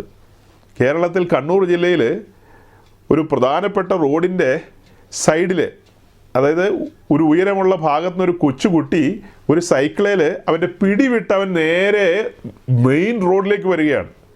ശരവർഷം പോലെ വണ്ടികൾ ഒഴുകിക്കൊണ്ടിരിക്കുന്ന റോഡിലേക്ക് അവൻ അങ്ങനെ വന്നു കഴിഞ്ഞപ്പോൾ ഒരു കാർ അവൻ്റെ സൈക്കിളിൻ്റെ സൈഡിലിടിച്ചു. ആ സൈഡിലിടിച്ചപ്പോൾ അവൻ തെറിച്ചു പോയി. സൈക്കിൾ തൊട്ട് പുറകെ വന്ന KSRTC ബസ്സിനടിയിലേക്കും പോയി. ഭയാനകമായൊരു രംഗമായിരുന്നു അത്. നമ്മളെല്ലാം അത് കണ്ട് സ്തബ്ധരായി പോയവരാണ്. ഒരു മനുഷ്യനും പറയില്ല ആ കുഞ്ഞ് രക്ഷപ്പെട്ടെന്ന്. അടുത്ത സെക്കൻഡിൽ നമ്മൾ നോക്കുമ്പോൾ കാണുന്ന അവൻ ആ നിലത്തുനിന്ന് എഴുന്നേറ്റ് വരുന്ന രംഗമാണ്. മനുഷ്യരെല്ലാം ആശ്ചര്യം കൂറി അത് നോക്കുക. അവൻ്റെ സൈക്കിൾ KSRTCയുടെ ഇടയിൽ പഞ്ചറായി പോയി മൊത്തത്തിൽ. ആ കാറ് അവൻ്റെ സൈക്കിളിൻ്റെ ബാക്കിൽ തട്ടിയതുകൊണ്ടാണ് അവൻ തെറിച്ചു പോയത്. ആ തെറിച്ചു പോയ കുഞ്ഞ് അവിടെ എഴുന്നേറ്റ് നിൽക്കുകയാണെന്ന് പറഞ്ഞല്ലോ. ശരിക്കും അവൻ്റെ രണ്ടാം ജന്മമല്ലേ അത്? ആണോ അല്ലയോ? ആ KSRTCയുടെ ഇടയിൽ ചമ്മന്തിയായി പോകേണ്ടതായിരുന്നു. ഇപ്പോൾ അവൻ ജീവനോടെ തന്നെ നിൽക്കുകയാണ്. അവൻ്റെ നെഞ്ചിടിപ്പ് നിങ്ങൾക്ക് കേൾക്കാമോ സഹോദരങ്ങളെ? അവൻ്റെ നെഞ്ചിടിപ്പ് നിങ്ങൾക്ക് കേൾക്കാമോ? ഭയങ്കര ഇടിയായിരിക്കുന്നത്. കണ്ണൂരിൽ നിന്ന് കാസർഗോഡ് വരെ കേൾക്കുക ആ നെഞ്ചിടിപ്പ്. അത്ര ഇടിച്ചോണ്ടിരിക്കുക. മരിച്ചവനായിരുന്നേ, പക്ഷെ താൻ മരിച്ചിട്ടില്ല. അങ്ങനത്തെ ഒരു സാഹചര്യം. അതുപോലെയല്ലേ നാം പാപത്തിൻ്റെ പടുകുഴിയിൽ നിന്ന് ഉദ്ധാരണം പ്രാപിച്ചു വരുന്ന നിമിഷം മരണപാശങ്ങൾ നമ്മെ ചുറ്റിയിരിക്കുകയല്ലായിരുന്നോ? പെന്തിക്കോസുകാരി, നീ ഇത് കേട്ടിട്ടുണ്ടോ? മരണപാശങ്ങൾ നമ്മെ ചുറ്റിയിരിക്കുകയായിരുന്നു. മരണദൂതൻ ചിറകടിച്ച് നിൽക്കുകയായിരുന്നു. മരണത്തിന് ഏൽപ്പിക്കപ്പെട്ട ആളുകളാണ് നമ്മൾ. മരണത്തിന് ഏൽപ്പിക്കപ്പെട്ടവരായിരുന്നു നമ്മൾ. വിടുതൽ, വിടുതൽ, വിടുതൽ, ഇതിനാണ് വിടുതൽ എന്ന് പറയുന്നത്. മരണപാശങ്ങളെ അഴിച്ചു. പാതാള വേദനകൾ നമ്മെ കാത്തിരിക്കുകയായിരുന്നു. അതിൽ നിന്ന് നമ്മെ വിടുവിച്ചു. കണ്ണാല കാണിക്കുകയാണ്. ഉഴവുചാല് പോലെ ഉഴുതുമറിക്കപ്പെട്ട ഒരു തിരുമേനി. നമ്മുടെ ആത്മമണവാളൻ്റെ ശരീരത്തിൻ്റെ കാര്യമാണ് പറഞ്ഞത്. എന്തു വലിയ വിലയാണ് കൊടുത്തത്. അന്നേരമാണോ നീ 100 ഗ്രാമിൻ്റെ വളയുടെയും മാലയുടെയും കാര്യം പറഞ്ഞുകൊണ്ട് വരുന്നത്? നോക്കണം, ഞാൻ എൻ്റെ ഒരു മെസ്സേജിൽ പോലും ആരെയും കുത്തി പ്രസംഗിച്ചിട്ടില്ല ഇങ്ങനത്തെ കാര്യങ്ങൾ. ഞാൻ ഏറ്റവും കൂടുതൽ സഹകരിക്കുന്ന ഈ ഓർണമെൻറ്റ്സ് ഒക്കെ ഉപയോഗിക്കുന്ന ആളുകളുമായിട്ടാണ്. അവരൊക്കെ എന്നോട് കാണിക്കുന്ന സ്നേഹവും കരുതലും ഒക്കെ എനിക്ക് നല്ല ബോധ്യമുണ്ട്. അവരുടെയൊക്കെ ആതിഥ്യ മര്യാദ എന്നൊക്കെ പറയുന്നത് അതൊന്നും വേറെ തന്നെയാണ്. അതൊക്കെ ഒന്ന് വേറെ തന്നെയാണ്. പക്ഷേ ഈ സത്യങ്ങളെയെല്ലാം പറയുമ്പോൾ ഇത് ഇങ്ങനെയല്ലേ പറയേണ്ടത്? നിങ്ങളുടെ ആതിഥ്യ മര്യാദയെ സ്വീകരിച്ച് നിങ്ങളുടെ പുട്ടും കടലയും തിന്നിട്ട് മിണ്ടാതെ ഏമ്പക്കം വിട്ടിട്ട് പോകാൻ എന്നെ കിട്ടില്ല. നിങ്ങളോട് തന്നെയാണ് സത്യം പറയുന്നത്. നമ്മൾ വിശ്വാസ വഴിയിലേക്ക് ചുവട് വെച്ച് വരുമ്പോൾ ദൈവത്തിൻ്റെ ആത്മാവ് നമ്മെ ആഹ്വാനം ചെയ്യുന്നത് എന്താ? നമ്മെ തന്നെ സമ്പൂർണമായൊരു സമർപ്പണത്തിലേക്ക് കൊണ്ടുവരുവാനാ. പ്രിയ സഹോദര സഹോദരി, നിന്നെ സൃഷ്ടിച്ച നാളിൽ നിങ്ങളുടെയൊക്കെ വീട്ടിൽ കൊച്ചു കുട്ടികളുണ്ടെങ്കിൽ ആ കുട്ടികളുടെ കാതിൽ ഇങ്ങനെ ഒന്ന് പിടിച്ചു നോക്കുക, അവിടെ എവിടെയെങ്കിലും കിഴുത്തയുണ്ടോയെന്ന്. കൊച്ചു കുഞ്ഞുങ്ങളുള്ള വീടെല്ലാം ഉണ്ടെങ്കിൽ ആ കുഞ്ഞുങ്ങളുടെ ചെവിയിലൊന്ന് പിടിച്ചു നോക്കുക. ഒരൊറ്റ കുഞ്ഞിൻ്റെ കാതിൽ ഒരു തുള കാണില്ല. എത്ര മനോഹരമായിട്ടാണ് നമ്മെ സൃഷ്ടിച്ചിരിക്കുന്നതെന്നറിയാവോ? നിങ്ങൾ എന്താ വിചാരിച്ചത്? ഇത് സംവിധാനം എന്താണെന്നാണ് വിചാരിച്ചത്? ഇതിനകത്തിരിക്കുന്ന 2 കിഡ്നി ഉണ്ട്. കിഡ്നി, ആ സാധനം ആർട്ടിഫിഷ്യലായിട്ട് പുറത്ത് നമ്മൾ ഉണ്ടാക്കുകയാണെങ്കിൽ ഇപ്പം ഞാനിരിക്കുന്ന ഈ റൂം മുഴുവനും നിറയും ആ കിഡ്നി എന്ന് പറയുന്ന സാധനം ഉണ്ടാക്കി വെക്കണമെങ്കിൽ. ഞാനിരിക്കുന്ന ഈ റൂം മുഴുവൻ നിറഞ്ഞിരിക്കേണ്ട ഒരു സാധനമാണ് കിഡ്നി. ആ സാധനം കംപ്രസ് ചെയ്ത് അതിന് എന്താ വാക്ക് ഉപയോഗിക്കാൻ പറ്റുന്നത്? ആ അത്ര വലിയ കിഡ്നി എന്ന് പറയുന്ന സാധനം ചെറുതാക്കി എൻ്റെ അകത്ത് ഫിറ്റ് ചെയ്തിരിക്കുക. ഇതിനകത്തെ ഓരോ സംവിധാനങ്ങളെയും കുറിച്ച് ഓർത്തു കഴിഞ്ഞാൽ അത്ഭുതമാണ്. അതെവിടെ എഴുതിയിരിക്കുന്നത്? ഏത് സങ്കീർത്തനത്തിലാണ് അതെടുത്തവർ വേഗം ഒന്നങ്ങ് വായിച്ചോ. ആരെടുത്തെന്ന് വെച്ചാൽ അവരങ്ങ് വായിച്ചോ. അപ്പം 139 സങ്കീർത്തനത്തിൻ്റെ 13ഉം 14ഉം ഒന്നുകൂടെ വായിച്ചേ. നീയല്ലോ എന്റെ അന്തരങ്ങളെ നിർമ്മിച്ചത്, എന്റെ അമ്മയുടെ ഉദരത്തിൽ നീ എന്നെ മെടഞ്ഞു. ഭയങ്കരവും അതിശയവുമായി എന്നെ സൃഷ്ടിച്ചിരിക്കുകയാൽ ഞാൻ നിനക്ക് സ്തോത്രം ചെയ്യുന്നു. നിന്റെ പ്രവൃത്തികൾ അത്ഭുതകരമാകുന്നു. അത് എൻ്റെ ഉള്ളം നല്ലവണ്ണം അറിയുന്നു. ഭയങ്കരവും അതിശയകരവുമായി എന്നെ സൃഷ്ടിച്ചിരിക്കിയാൽ ഞാൻ നിനക്ക് സ്തോത്രം ചെയ്യും. അതെൻ്റെ ഉള്ളം അറിയുന്നു. എൻ്റെ ഉള്ളം ഒന്നും അറിയുന്നില്ല. ഞാൻ ചുമ്മാ പെന്തിക്കോസാണ്. അതാണ് ഏറ്റവും വലിയ കുഴപ്പം. ചുമ്മാ പെന്തിക്കോസായിട്ട് നടന്നിട്ട് എന്നേ കാര്യങ്ങൾ അതിൻ്റെ ഗൗരവത്തിൽ അറിയണം, മനസ്സിലാക്കണം, പഠിക്കണം, ബോധ്യപ്പെടണം. ചുമ്മാ പെന്തിക്കോസിനൊന്നും നമ്മളീ പറയുന്നൊന്നും മനസ്സിലാവില്ല. ദൈവസന്നിധിയിൽ ഏൽപ്പിച്ചു കൊടുത്ത് വില കൊടുത്ത് നിൽക്കുന്നവരുണ്ട്. അത്തരക്കാർക്ക് ഇതൊക്കെ പറഞ്ഞാൽ മനസ്സിലാകും. അപ്പം നമ്മെ അതിശയകരമായാണ് സൃഷ്ടിച്ചിരിക്കുന്നത്. സഹോദരങ്ങളെ, നമ്മൾ ഒന്നിനും എതിരല്ല കേട്ടോ. എന്നോട് ഒത്തിരി വിരുദ്ധന്മാർ സംസാരിക്കാൻ വരുമ്പോൾ ഇങ്ങനെയുള്ള കാര്യങ്ങളിൽ പറയാറുണ്ട്, ദൈവത്തിന് സ്വർണത്തോട് വിരോധമുണ്ടോ, വെള്ളിയോട് വിരോധമുണ്ടോ, ചെമ്പിനോട് വിരോധമുണ്ടോ എന്നൊക്കെ ചോദിച്ച്. നമ്മൾ പറഞ്ഞോ വിരോധമുണ്ടെന്ന്? നമ്മൾ ആരും പറഞ്ഞില്ല അങ്ങനെ വിരോധങ്ങളുള്ള കാര്യമൊന്നും. നമ്മൾ നമ്മെ തന്നെ സമർപ്പിക്കുക എന്ന് പറയുമ്പോൾ അതിന് ആഴങ്ങളുണ്ട്. അതൊരു യാഗമായിട്ടാണ് സമർപ്പിക്കേണ്ടതെന്ന് കഴിഞ്ഞ ദിവസം പറഞ്ഞില്ലേ? കഴിഞ്ഞ ആഴ്ചത്തെ ആ മെസ്സേജിനകത്ത് ലേവ്യാപുസ്തകം 1-ാം അധ്യായത്തിൽ നിന്ന് പറഞ്ഞ കാര്യങ്ങൾ വളരെ മനോഹരമായ ഒരു കാര്യമാണ്. നിങ്ങളിൽ എത്ര പേർക്ക് അത് ആസ്വാദ്യമായി എന്ന് എനിക്കറിയില്ല. ഞാൻ തന്നെ ഇരുന്ന് ചിന്തിച്ചു, ദൈവമേ, ലേവ്യാപുസ്തകം 1-ാം അധ്യായത്തിലെ ആ കാര്യങ്ങളൊക്കെ അതൊരു വെളിപ്പാടെന്ന നിലയിലാണല്ലോ പ്രിയപ്പെട്ടവരുടെ മുമ്പിൽ അവതരിപ്പിച്ചത്. ഹോമയാഗത്തെക്കുറിച്ച് പറഞ്ഞു വന്നപ്പോൾ ഹോമയാഗം കഴിക്കുന്നു എങ്കിൽ, അർപ്പിക്കുന്നു എങ്കിൽ, അങ്ങനെയാണ് ഓരോരോ കാര്യങ്ങളെ പറഞ്ഞു വന്നത്. അപ്പോൾ ആ കാര്യങ്ങളുടെ ഗൗരവത്തിലേക്ക് നമ്മൾ വരണം. റോമലേഖനം 12-ാം അധ്യായത്തിൻ്റെ ആദ്യത്തെ വാക്യങ്ങളിൽ നിങ്ങൾ നിങ്ങളുടെ ശരീരം സമർപ്പിക്കേണ്ടതാണ്. നിങ്ങൾ സമർപ്പിക്കുന്നെങ്കിൽ അതതിൻ്റെ മര്യാദയ്ക്ക് വേണം ചെയ്യാൻ. അങ്ങനെയെങ്കിൽ അത് ദൈവത്തിന് പ്രസാദകരമായൊരു യാഗമായി മാറും. പ്രമാണപ്രകാരമാണ് കാര്യങ്ങളെ ചെയ്തതെങ്കിൽ ചുമ്മാ എങ്ങനെയെങ്കിലും നമുക്ക് അർപ്പിക്കാൻ പറ്റുമോ? ലേവ്യപുസ്തകം 9-ാം അധ്യായത്തിൻ്റെ 16-ാം വാക്യം. അവൻ ഹോമയാഗം കൊണ്ടുവന്ന് അതും നിയമപ്രകാരം അർപ്പിച്ചു. അതായത് ഇതിൻ്റെ പശ്ചാത്തലം വേറെ. ഞാൻ ആ ഒരു വാക്യം മാത്രം നിങ്ങളുടെ മുമ്പിൽ കൊണ്ടുവരികയാണ്. അവിടെ ഹോമയാഗം കൊണ്ടുവന്ന വ്യക്തി അത് നിയമപ്രകാരം അർപ്പിച്ചു. ഇപ്പോൾ ദൈവസന്നിധിയിൽ അർപ്പിക്കേണ്ട കാര്യങ്ങളൊക്കെ നിയമപ്രകാരമേ അർപ്പിക്കാൻ പറ്റുകയുള്ളൂ. നമുക്ക് തോന്നുന്നത് പോലെ അർപ്പിക്കാൻ പറ്റില്ല. സ്നാനവുമായി ബന്ധപ്പെട്ട് അതിൻ്റെ ആഴങ്ങൾ പറഞ്ഞു വന്നപ്പോഴാണ് റോമർ 12-ന്റെ 1-2 വാക്യം എടുത്തത്. അവിടെയാണ് ശരീരം സമർപ്പിക്കേണ്ട ആഹ്വാനം വരുന്നത്. അത് യാഗമായി ഏൽപ്പിച്ചു കൊടുക്കണമെന്നാണ് പറയുന്നത്. അപ്പോൾ യാഗത്തെക്കുറിച്ച് പുതിയ നിയമത്തിൽ വിശദമായ ഒരു പഠനമില്ല. അങ്ങനെയുള്ള പഠനങ്ങൾക്ക് വേണ്ടിയാണ് ലേവ്യ പുസ്തകം എന്ന് പറയുന്ന ഒരു പുസ്തകം. എത്രയോ അധ്യായങ്ങളാണ്. അതിലേക്ക് നമ്മൾ ഇറങ്ങി വരേണ്ടത്. അവിടെയാണ് 5 വിധ യാഗങ്ങളെക്കുറിച്ച് പറയുന്നത്. അതിൻ്റെ വിശദാംശങ്ങളെല്ലാം അവിടെയുണ്ട്. അപ്പോൾ ആ കാര്യങ്ങളെല്ലാം മനസ്സിലാക്കിക്കൊണ്ടാണ് നമ്മൾ ദൈവസന്നിധിയിൽ നമ്മെ തന്നെ ഏൽപ്പിച്ചു കൊടുക്കണമെന്ന് പറഞ്ഞത്. ചില നിമിഷങ്ങൾക്ക് മുമ്പ് ഞാൻ എന്താ പറഞ്ഞത്? നമ്മെ സൃഷ്ടിച്ച നാളിൽ അതിശയകരമായി അത്ഭുതകരമായാണ് സൃഷ്ടിച്ചിരിക്കുന്നത്. നമ്മെ പോലെയാണോ സിംഹവും പുലിയും കരടിയൊക്കെ ഇരിക്കുന്നത്? ഇങ്ങനെയാണോ? നമ്മെ എത്ര അത്ഭുതകരമായാണ് സൃഷ്ടിച്ചിരിക്കുന്നത്. നമ്മൾ ഓരോരുത്തരും ദൈവത്തിന് ശ്രേഷ്ഠരാണ്, ദൈവത്തിന് പ്രിയരാണ്. മനുഷ്യരായ നമ്മൾ നമ്മുടെ കുഞ്ഞുങ്ങളെ എങ്ങനെയാണ് പരിഗണിക്കുന്നത്? ഞാൻ പണ്ട് ചെറുപ്പത്തിൽ കേട്ടിട്ടുള്ളൊരു കാര്യമാണ്, കാക്കയ്ക്കും തൻകുഞ്ഞ് പൊൻകുഞ്ഞെന്ന്. അത് നമ്മുടെ നാട്ടിൽ എല്ലാവരും പറയുന്നൊരു വാക്കാണ്. ഏതൊരു മനുഷ്യനും അവൻ്റെ കുഞ്ഞ് അവന് ഏറ്റവും പ്രിയപ്പെട്ടതാണ്. തൻ്റെ കയ്യിലിരിക്കുന്ന കുഞ്ഞ് ഐശ്വര്യ റോയി ഒന്നും അല്ലേലും ഐശ്വര്യ റോയിയുടെ അമ്മയുടെ കയ്യിലിരിക്കുന്ന ഐശ്വര്യ റോയിയാണ്, നമ്മുടെ കയ്യിലിരിക്കുന്ന ഐശ്വര്യ റോയി അല്ല. ഒരു സാധാരണ വച്ച വലിയ സൗന്ദര്യമൊന്നുമില്ല. പക്ഷെ നമ്മെ സംബന്ധിച്ച് അത് നമ്മുടെ കുഞ്ഞാണ്. ആ കാരണത്താൽ നമുക്കതിനോട് പ്രിയമുണ്ട്.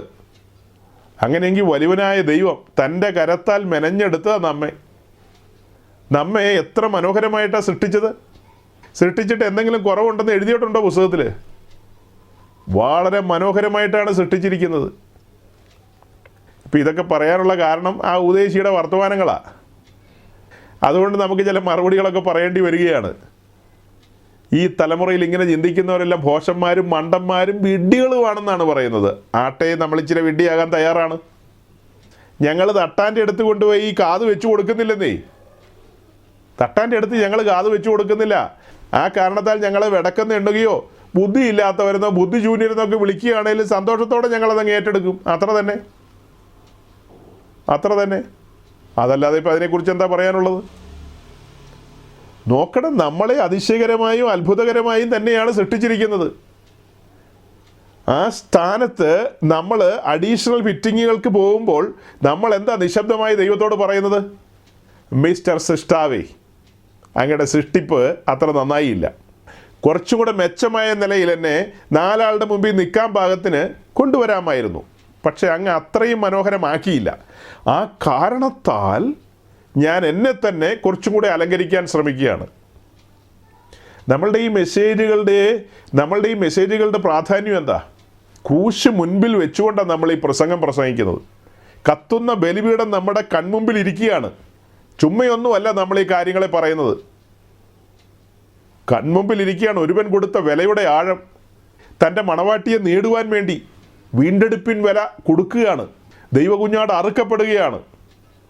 അങ്ങനെ നമ്മെ ദൈവരാജ്യത്തിലേക്ക് കൊണ്ടുവന്നു. അങ്ങനെ നമ്മെ വീണ്ടെടുത്ത് ദൈവരാജ്യത്തിൽ കൊണ്ടുവന്നു. ഇനി നാം നമുക്കായി ജീവിക്കേണ്ടവരല്ല. നമ്മുടെ പാട്ട് തന്നെ അങ്ങനെയല്ലേ? എൻ്റെ ഗീതം ഒന്നും വേണ്ട, നിൻ്റെ ഗീതം മതി എന്നല്ലേ നമ്മൾ പാട്ട് പാടുന്നത്? പാട്ട് മാത്രമേ ഉള്ളൂ. പാട്ട് ആൾക്കൂട്ടത്തിൽ പാടാൻ നമ്മൾ മിടുക്കന്മാരാ. എന്നാൽ അത് പ്രായോഗിക ജീവിതത്തിൽ കൊണ്ടുവരണം. ഇങ്ങനെയുള്ള വിഷയങ്ങളൊക്കെ പറയുമ്പോൾ ആളുകൾ ചോദിക്കുന്നത് ഈ എവിടെ റെഫറൻസ് എന്ന് ചോദിക്കുന്നത്. ഈ മുസ്ലിം സഹോദരങ്ങൾ വന്നിട്ട് നമ്മളോട് ചോദിക്കുന്നൊരു ചോദ്യമുണ്ട്. എവിടെയാണ് യേശു ക്രിസ്തു ദൈവമാണെന്ന് താൻ പറഞ്ഞത്? ഞാനാണ് ദൈവം എന്ന് യേശു എപ്പോൾ പറഞ്ഞു? അതാണ് അവർ ചോദിക്കുന്നത്. അതുപോലെ കുറേ പുള്ളികളുണ്ട് ഇപ്പോൾ. ഈ എല്ലാ പെന്തിക്കോസ്, യാക്കോബ, ഓർത്തഡോക്സ്, കത്തോലിക്ക ഇതിനകത്തുനിന്നൊക്കെ ഒത്തിരി ബിരുദന്മാർ ഇപ്പോൾ രംഗത്ത് വരുന്നുണ്ട്. ഇവന്മാരെല്ലാം ചോദിക്കുന്നത് യേശു ദൈവമാണെന്ന് ആരാ പറഞ്ഞതെന്ന് ചോദിക്കുന്നത്. ഒത്തിരി എണ്ണങ്ങളാണ് തലതിരിഞ്ഞു പോകുന്നത്, ഒത്തിരി എണ്ണങ്ങൾ. അതിനിടയിൽ ഈ ചെറിയ സംഘത്തെ വചനത്തിൽ ഉറപ്പിച്ച് നിർത്തുക എന്നുള്ളതാണ് എൻ്റെ ദൗത്യം. എന്തിനാണ് നമ്മൾ ഇങ്ങനെയുള്ള കാര്യങ്ങളെല്ലാം പറയുന്നത്? നമ്മിൽ ഓരോരുത്തരും പ്രാഗൽഭ്യമുള്ളവരായി മാറണം. തരിമ്പും സന്ദേഹം പാടില്ല. നമ്മൾ നമ്മുടെ രക്ഷയിൽ ആനന്ദിക്കണം. ഉത്തമ ബോധ്യമുള്ളവരായിരിക്കണം. നമുക്ക് നമ്മുടെ മാതാപിതാക്കളെ ഫേസ് ചെയ്യാൻ എന്തെങ്കിലും ബുദ്ധിമുട്ടുണ്ടോ? അതായത് 2 രീതിയിൽ പറയാം ഞാൻ. 2 രീതിയിൽ. അതായത് ചില കുരുത്തക്കേടുകളൊക്കെ നമ്മുടെ ഭാഗത്ത് വരും. ഞാൻ കുട്ടികളെ മുൻനിർത്തിക്കൊണ്ട് സംസാരിക്കുകയാണ്. അവരുടെ കയ്യിൽ ചില കുരുത്തക്കേടുകളൊക്കെ ഉണ്ടാവും. അങ്ങനെ ചില കുരുത്തക്കേടുകളൊക്കെ ചെയ്തു കഴിയുമ്പോൾ അവർ മാതാപിതാക്കളുടെ മുമ്പിൽ വരാനായിട്ട് അവർക്കൊരു ബുദ്ധിമുട്ടുണ്ടാകും, ഒരു ചെറിയ ചളിപ്പുണ്ടാകും. എങ്കിലും അവർ അടുത്ത് വരും. ചില തട്ടുമുട്ടുകളൊക്കെ കിട്ടുമെന്ന് അവർക്കറിയാം. എന്നാൽ മരണകരമായ പാപം എന്നൊക്കെ പറഞ്ഞതുപോലെ ചില പ്രത്യേക കാര്യങ്ങളിൽ ഏർപ്പെട്ട് കഴിഞ്ഞിട്ട് മാതാപിതാക്കളുടെ മുമ്പിൽ നിൽക്കാനായിട്ട് യൗവനക്കാർക്ക് കഴിയാതെ പോകും. ഞാൻ കൂടുതൽ വിശദീകരിക്കാതെ തന്നെ നിങ്ങളങ്ങ് ഊഹിച്ചെടുത്തോളുക. പലവിധമായ കാര്യങ്ങൾ അവരുടെ ഭാഗത്ത് വരുമ്പോൾ, ഞാൻ ആദ്യം പറഞ്ഞ ചില കുരുത്തക്കേടുകളാണ്, കൊച്ചു കുരുത്തക്കേടുകൾ. അതിനൊക്കെ അവർക്ക് അടുത്ത് വരാനായിട്ട് ചഞ്ചലിപ്പുണ്ടാകില്ല. അവരടുത്ത് വരും. അതൊക്കെ അങ്ങനെ പറ്റിപ്പോയി എന്നൊക്കെ പറഞ്ഞ് അതൊക്കെ അങ്ങ് സോൾവ് ആകും. അതേസമയം സോൾവ് ആക്കാൻ പറ്റാത്ത നിലയിലുള്ള ചില കാര്യങ്ങളുണ്ട്. അടുത്ത് വരാൻ തന്നെ അവർക്ക് പ്രാഗൽഭ്യം ഉണ്ടാകില്ല. അവിടെയൊക്കെയാണ് യൗവനക്കാർ സൂയിസൈഡ് ചെയ്യുന്നതും അല്ലെങ്കിൽ നാട് വിട്ടു പോകുന്നതും അല്ലെങ്കിൽ മറ്റ് പല കുഴപ്പങ്ങളിലേക്കൊക്കെ പോകുന്നത്. പ്രാഗൽഭ്യമില്ല. അതുപോലെയാണോ നാം നമ്മുടെ കർത്താവിൻ്റെ സന്നിധിയിൽ പ്രാഗൽഭ്യമുള്ളവരല്ലേ നമ്മൾ? ഞാൻ ഈ വ്യാജ രക്ഷാഭദ്രതയ്ക്കെതിരെയൊക്കെ പറയുന്നുണ്ടെങ്കിൽ തന്നെയും ഇവിടെ ഞാൻ നല്ല ഭദ്രതയിൽ നിന്നുകൊണ്ടാണ് സംസാരിക്കുന്നത്, ഉത്തമ ബോധ്യത്തിൽ നിന്നുകൊണ്ടാണ് സംസാരിക്കുന്നത്. നമ്മുടെ ജീവിതത്തിൽ എന്തെങ്കിലും കുറവുകളോ കാര്യങ്ങളോ ഒക്കെ സംഭവിച്ചിട്ടുണ്ടെങ്കിൽ നമുക്ക് ദൈവസന്നിധിയിൽ നിൽക്കുന്നതിന് എന്താ പ്രാഗൽഭ്യക്കുറവ്? നാം ബലഹീനരെന്ന് നമ്മുടെ കർത്താവ് അറിയുന്നു. കുറവുകൾ സംഭവിക്കാം നമ്മുടെ ജീവിതത്തിൽ. അതേസമയം നമ്മുടെ പ്രാഗൽഭ്യം നഷ്ടപ്പെടുത്തുമാറ് നമ്മുടെ കർത്താവ് യേശുക്രിസ്തുവിൻ്റെ രക്ഷയിൽ സംശയിക്കുകയോ ദൈവത്തിൻ്റെ പരിശുദ്ധാത്മാവിനെ ദുഃഖിപ്പിക്കുകയോ വിശുദ്ധീകരിച്ച നിയമരക്തത്തെ മലിനമെന്ന് എണ്ണുകയോ അങ്ങനെയൊക്കെയുള്ള കാര്യങ്ങളിലേക്ക് വന്നാൽ നമുക്ക് ദൈവസന്നിധി നിൽക്കാൻ കഴിയില്ല. നമ്മൾ ഒളിച്ചോടും, പ്രാഗൽഭ്യം നഷ്ടപ്പെടും. അങ്ങനെയൊന്നും നമ്മുടെ ജീവിതത്തിലില്ലല്ലോ. അങ്ങനത്തെ സാഹചര്യങ്ങളിലൂടെയൊന്നും പോകുന്നവരല്ലല്ലോ നമ്മളാരും. എന്നാൽ ബലഹീനതകൾ, കുറവുകളൊക്കെ ഉണ്ട് നമ്മുടെ ജീവിതത്തിൽ. ആ കാര്യങ്ങളെയൊക്കെ തിരിച്ചറിയുമ്പോൾ ക്രമീകരിച്ച് അനുദിനം പുതുക്കത്തിൻ്റെ അനുഭവത്തിലൂടെ പോകാൻ ഉത്സാഹിക്കുക. പറഞ്ഞു വരുന്നതിൻ്റെ സാരം എന്താ? നമ്മുടെ പ്രിയപ്പെട്ടവരെല്ലാവരും ആ പ്രാഗൽഭ്യത്തിലായിരിക്കണം. പൗലോസിൻ്റെ വാക്കുകളെയാണ് ഞാൻ മുമ്പിൽ കൊണ്ടുവരുന്നത്. ഞാൻ നല്ല പോർ പൊരുതി, ഓട്ടം തികച്ചു, വിശ്വാസം കാത്തു, ഇനി നീതിയുടെ കിരീടം തനിക്കായി വെച്ചിരിക്കുകയാണ്. ഒരു സംശയമൊന്നുമല്ല പറയുന്നത്. കിട്ടുമായിരിക്കുമോ ഇല്ലയോ? ഇവിടെ ഇരിക്കുന്ന എത്ര പേര് പൗലോസിനെ പോലെ ഉറപ്പിച്ച് പറയും? അപ്പോൾ ചിലപ്പോൾ നിങ്ങൾ ചിന്തിക്കുകയായിരിക്കും, ഞാൻ പൗലോസ് അല്ലല്ലോ. പൗലോസ് നമ്മളെപ്പോലൊരു മനുഷ്യനല്ലേ. യാക്കോബ് എന്താ അതിനെക്കുറിച്ച് പറയുന്നത്? ഏലിയാവും നമുക്ക് സമസ്വഭാവമുള്ള മനുഷ്യനാണെന്ന്. പൗലോസും നമുക്ക് സമസ്വഭാവമുള്ള മനുഷ്യരാ പ്രിയരെ. അവരെ കർത്താവ് തൻ്റെ കരങ്ങളിൽ ഉപയോഗിച്ചു, അത് വേറെ കാര്യം. അവർ നമ്മളെപ്പോലെയുള്ള മനുഷ്യർ തന്നെയാണ്. അവരുടെ മേൽ കൃപയാണ് പകർന്നത്. എൻ്റെ കൃപ നിനക്ക് മതി എന്ന് പൗലോസിനോട് പറഞ്ഞെങ്കിൽ അതേ കർത്താവ് നമ്മോടും പറയുകയാണ് എൻ്റെ കൃപ നിനക്ക് മതിയെന്ന്. അതേ കൃപ നമ്മുടെ മേൽ ചൊരിയല്ലേ. ആ കൃപയാണ് നമ്മെ മുൻപോട്ട് നയിക്കുന്നത്. പിന്നെ നമ്മൾ ചഞ്ചലിക്കുന്നത് എന്തിനാ? സന്ദേഹങ്ങളുടെ ആവശ്യമുണ്ടോ? ഒരു സന്ദേഹത്തിൻ്റെ ആവശ്യമില്ല. തലയെടുപ്പ് എപ്പോഴും വേണം. ഞാൻ നല്ല പോർ പൊരുതി, ഓട്ടം തികച്ചു, ഞാൻ ഓടുകയാണ്, ഞാൻ ആ ഓട്ടം തികയ്ക്കും. എങ്ങനെയാ? കൃപയാൽ ഓട്ടം തികയ്ക്കും. എൻ്റെ മിടുക്കോ എൻ്റെ കഴിവോ ഒന്നുമല്ല, കൃപയാൽ ഞാൻ ആ ഓട്ടം തികയ്ക്കും. അതെൻ്റെ ബോധ്യമാണ്. ഇനി നീതിയുടെ കിരീടം എനിക്ക് മാത്രമല്ല. ഇതേ നിലയിൽ പ്രാഗൽഭ്യത്തോടെ ഓടിയവർ, വിശ്വാസം കാത്തവർ, അഗ്നിമയമായ പ്രമാണത്തെ മുറുകെ പിടിച്ചവർ, പ്രമാണത്തിൽ രസിച്ചവർ, അവരെ സംബന്ധിച്ച് അവർക്കെല്ലാം വേണ്ടിയാണ് അത് വെച്ചിരിക്കുന്നത്. നമ്മൾ ഓരോരുത്തരും അത് പ്രാപിപ്പാൻ തക്കവണ്ണം ഓടണം. ഇവിടെ ആ സഹോദരങ്ങളെ ഞാൻ തുടക്കത്തിൽ പറഞ്ഞത് ആഭരണം ഉപയോഗിക്കുന്നവർ ഉപയോഗിക്കാത്തവരെന്നുള്ള കാര്യമൊക്കെ പറയുമ്പോൾ ഉപയോഗിക്കാത്ത ആളുകൾ ഭയങ്കര ശ്രേഷ്ഠന്മാർ, ഉപയോഗിക്കാത്തവരെന്തോ കുഴപ്പക്കാരെന്നോ കുറഞ്ഞവരെന്നോ ഒന്നും ഞാൻ ചിന്തിക്കുന്നില്ല കേട്ടോ. അതൊക്കെ ആത്മീയ വിഷയങ്ങൾ പഠിക്കുമ്പോൾ അതിൻ്റെ പല തട്ടുകളുണ്ട്, പല സ്റ്റേജുകളുണ്ട്. നമ്മൾ സ്കൂളിൽ 1-ാം ക്ലാസ് 2-ാം ക്ലാസ്സൊക്കെ കണ്ടിട്ടില്ലേ? ആത്മീയത്തിലും അതുപോലെ പല അവസ്ഥകളുണ്ട്. അതിൽ ഏറ്റവും താഴെക്കടയിലുള്ള അവസ്ഥയെക്കുറിച്ചാണ് പൗലോസ് പറയുന്നത്. ശിശുവായിരിക്കുന്ന അവസ്ഥ, ജനിച്ച് വീണതുപോലെ തന്നെ. അങ്ങനെ പാൽക്കുപ്പി എപ്പോഴും കയ്യിലുണ്ട്. ഈ പാൽക്കുപ്പിയും ചപ്പിക്കൊണ്ട് ഇങ്ങനെ ഇരിക്കും എപ്പോഴും. അവർ പറയാണ് അങ്ങനെയല്ലേ പാസ്റ്ററെ, ഇങ്ങനെയല്ലേ പാസ്റ്ററെ, വാക്യമുണ്ടോ വചനമുണ്ടോ എന്നൊക്കെ ചോദിച്ചു കഴിഞ്ഞാൽ ഈ പാൽക്കുപ്പി കുടിക്കുന്നവരോട് എന്ത് വചനം, എന്ത് റെഫറൻസ് തരുമെന്നേ പറയുന്നത്. ഇവിടെ ഈ നേരം വരെ പറഞ്ഞുകൊണ്ടിരുന്നെല്ലാം വെളിപ്പാടാണ്. വെളിപ്പാടിൽ നിന്ന് നിങ്ങൾ ഡീകോഡ് ചെയ്തെടുക്കണം. ഞാൻ ഈ വിശ്വാസ വഴിയിലേക്ക് വന്നപ്പോൾ എന്നോട് ആരും ആഭരണത്തിൻ്റെ കഥയൊന്നും പറയാൻ വന്നില്ല. എന്നെ ആരും ഇട്ട് പഠിപ്പിച്ചുമില്ല. അത് ദൈവത്തിൻ്റെ പരിശുദ്ധാത്മാവ് എൻ്റെ ഉള്ളിൽ പരിവർത്തിച്ചു തുടങ്ങി. ഞാൻ വിശ്വാസ വഴിയിലേക്ക് വന്നു, വിശ്വാസ സ്നാനത്തിനിറങ്ങി. ഈ പറഞ്ഞ കാര്യങ്ങളൊന്നും ആരും പറഞ്ഞിട്ടൊന്നുമല്ല ഞാൻ എൻ്റെ ജീവിതത്തിൽ നിന്ന് അതൊക്കെ ഉപേക്ഷിച്ചത്. ഒരു മനുഷ്യനും എൻ്റെ നേരെ തൂക്കിക്കൊണ്ടിയില്ല.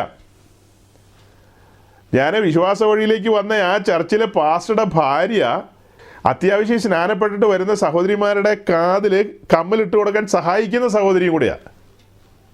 പിന്നെ അവർക്ക് തന്നെ ഇടാൻ ഇച്ചിരി ബുദ്ധിമുട്ടായിരിക്കും. അപ്പോൾ ഒരു സഹായിയായിട്ട് പുള്ളിക്കാരി ഇട്ട് കൊടുക്കും. അതൊക്കെ സ്നാനപ്പെടുന്ന സമയത്ത് പുള്ളി അതൊക്കെ ഊരി വെച്ചേക്കാൻ പറയും. എന്താ പറഞ്ഞതിൻ്റെ സാരം?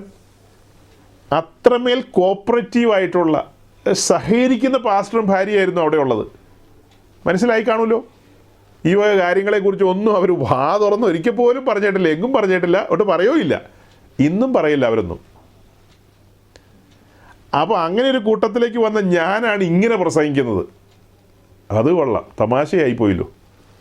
എങ്ങനെയൊക്കെ പറയാൻ തോന്നുന്നത്? ചുമ്മാ തോന്നുന്നതൊന്നുമല്ലെന്നേ. അറിഞ്ഞതും കേട്ടതും അനുഭവിച്ചതുമായ കാര്യങ്ങളാണ് പ്രസ്താവിക്കുന്നത്. ഞാൻ കണ്ടത് ഭയാനകമായ ന്യായവിധിയാണ്. ഒരുവൻ തകർക്കപ്പെട്ട് കിടക്കുന്ന കാഴ്ചയാണ്. ഇതെല്ലാം കണ്ടിട്ട് തന്നെയായി പറയുന്നത്. അതാണ് എനിക്ക് ഉത്തമ ബോധ്യം ഇതൊക്കെ പറയാനായിട്ട്. ഇത് പറഞ്ഞുകൊണ്ടിരിക്കുമ്പോഴാണ് നമ്മുടെ ടാബർനാക്കിൾ സ്റ്റഡി ഒന്ന് ഓർത്തു നോക്കിയേ. ടാബർനാക്കിൾ സ്റ്റഡിയിലേക്ക് വരുമ്പോൾ കൂടാരത്തെ സംബന്ധിച്ച് നമ്മൾ പറയുമ്പോൾ കൂടാരത്തിന് 4 മൂടുശീലയുണ്ടെന്ന് പറയും. ഏറ്റവും പുറമേയുള്ള മൂടുശീല അത് തകശുതോലാണ്, അഥവാ ബാഡ്ജിയേഴ്സ് സ്കിന്നാണ്.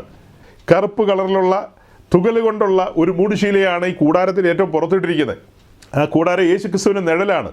ആ കൂടാരം ദൈവസഭയ്ക്ക് നിഴലാണ്, നമുക്ക് നിഴലാണ്. അപ്പോൾ യേശുക്രിസ്തുവിൻ്റെ ജീവിതമാണ് അവിടെ അനാവരണം ചെയ്തു വരുന്നത്. കൂടാരത്തിൻ്റെ പുറമെ നിന്ന് നോക്കുമ്പോൾ കാണുന്ന കാഴ്ചയിൽ രൂപഗുണമില്ല, കോമളത്വമില്ല, കണ്ടാൽ ആഗ്രഹിക്കത്തക്ക ഒരു സൗന്ദര്യവുമില്ലെന്നേ.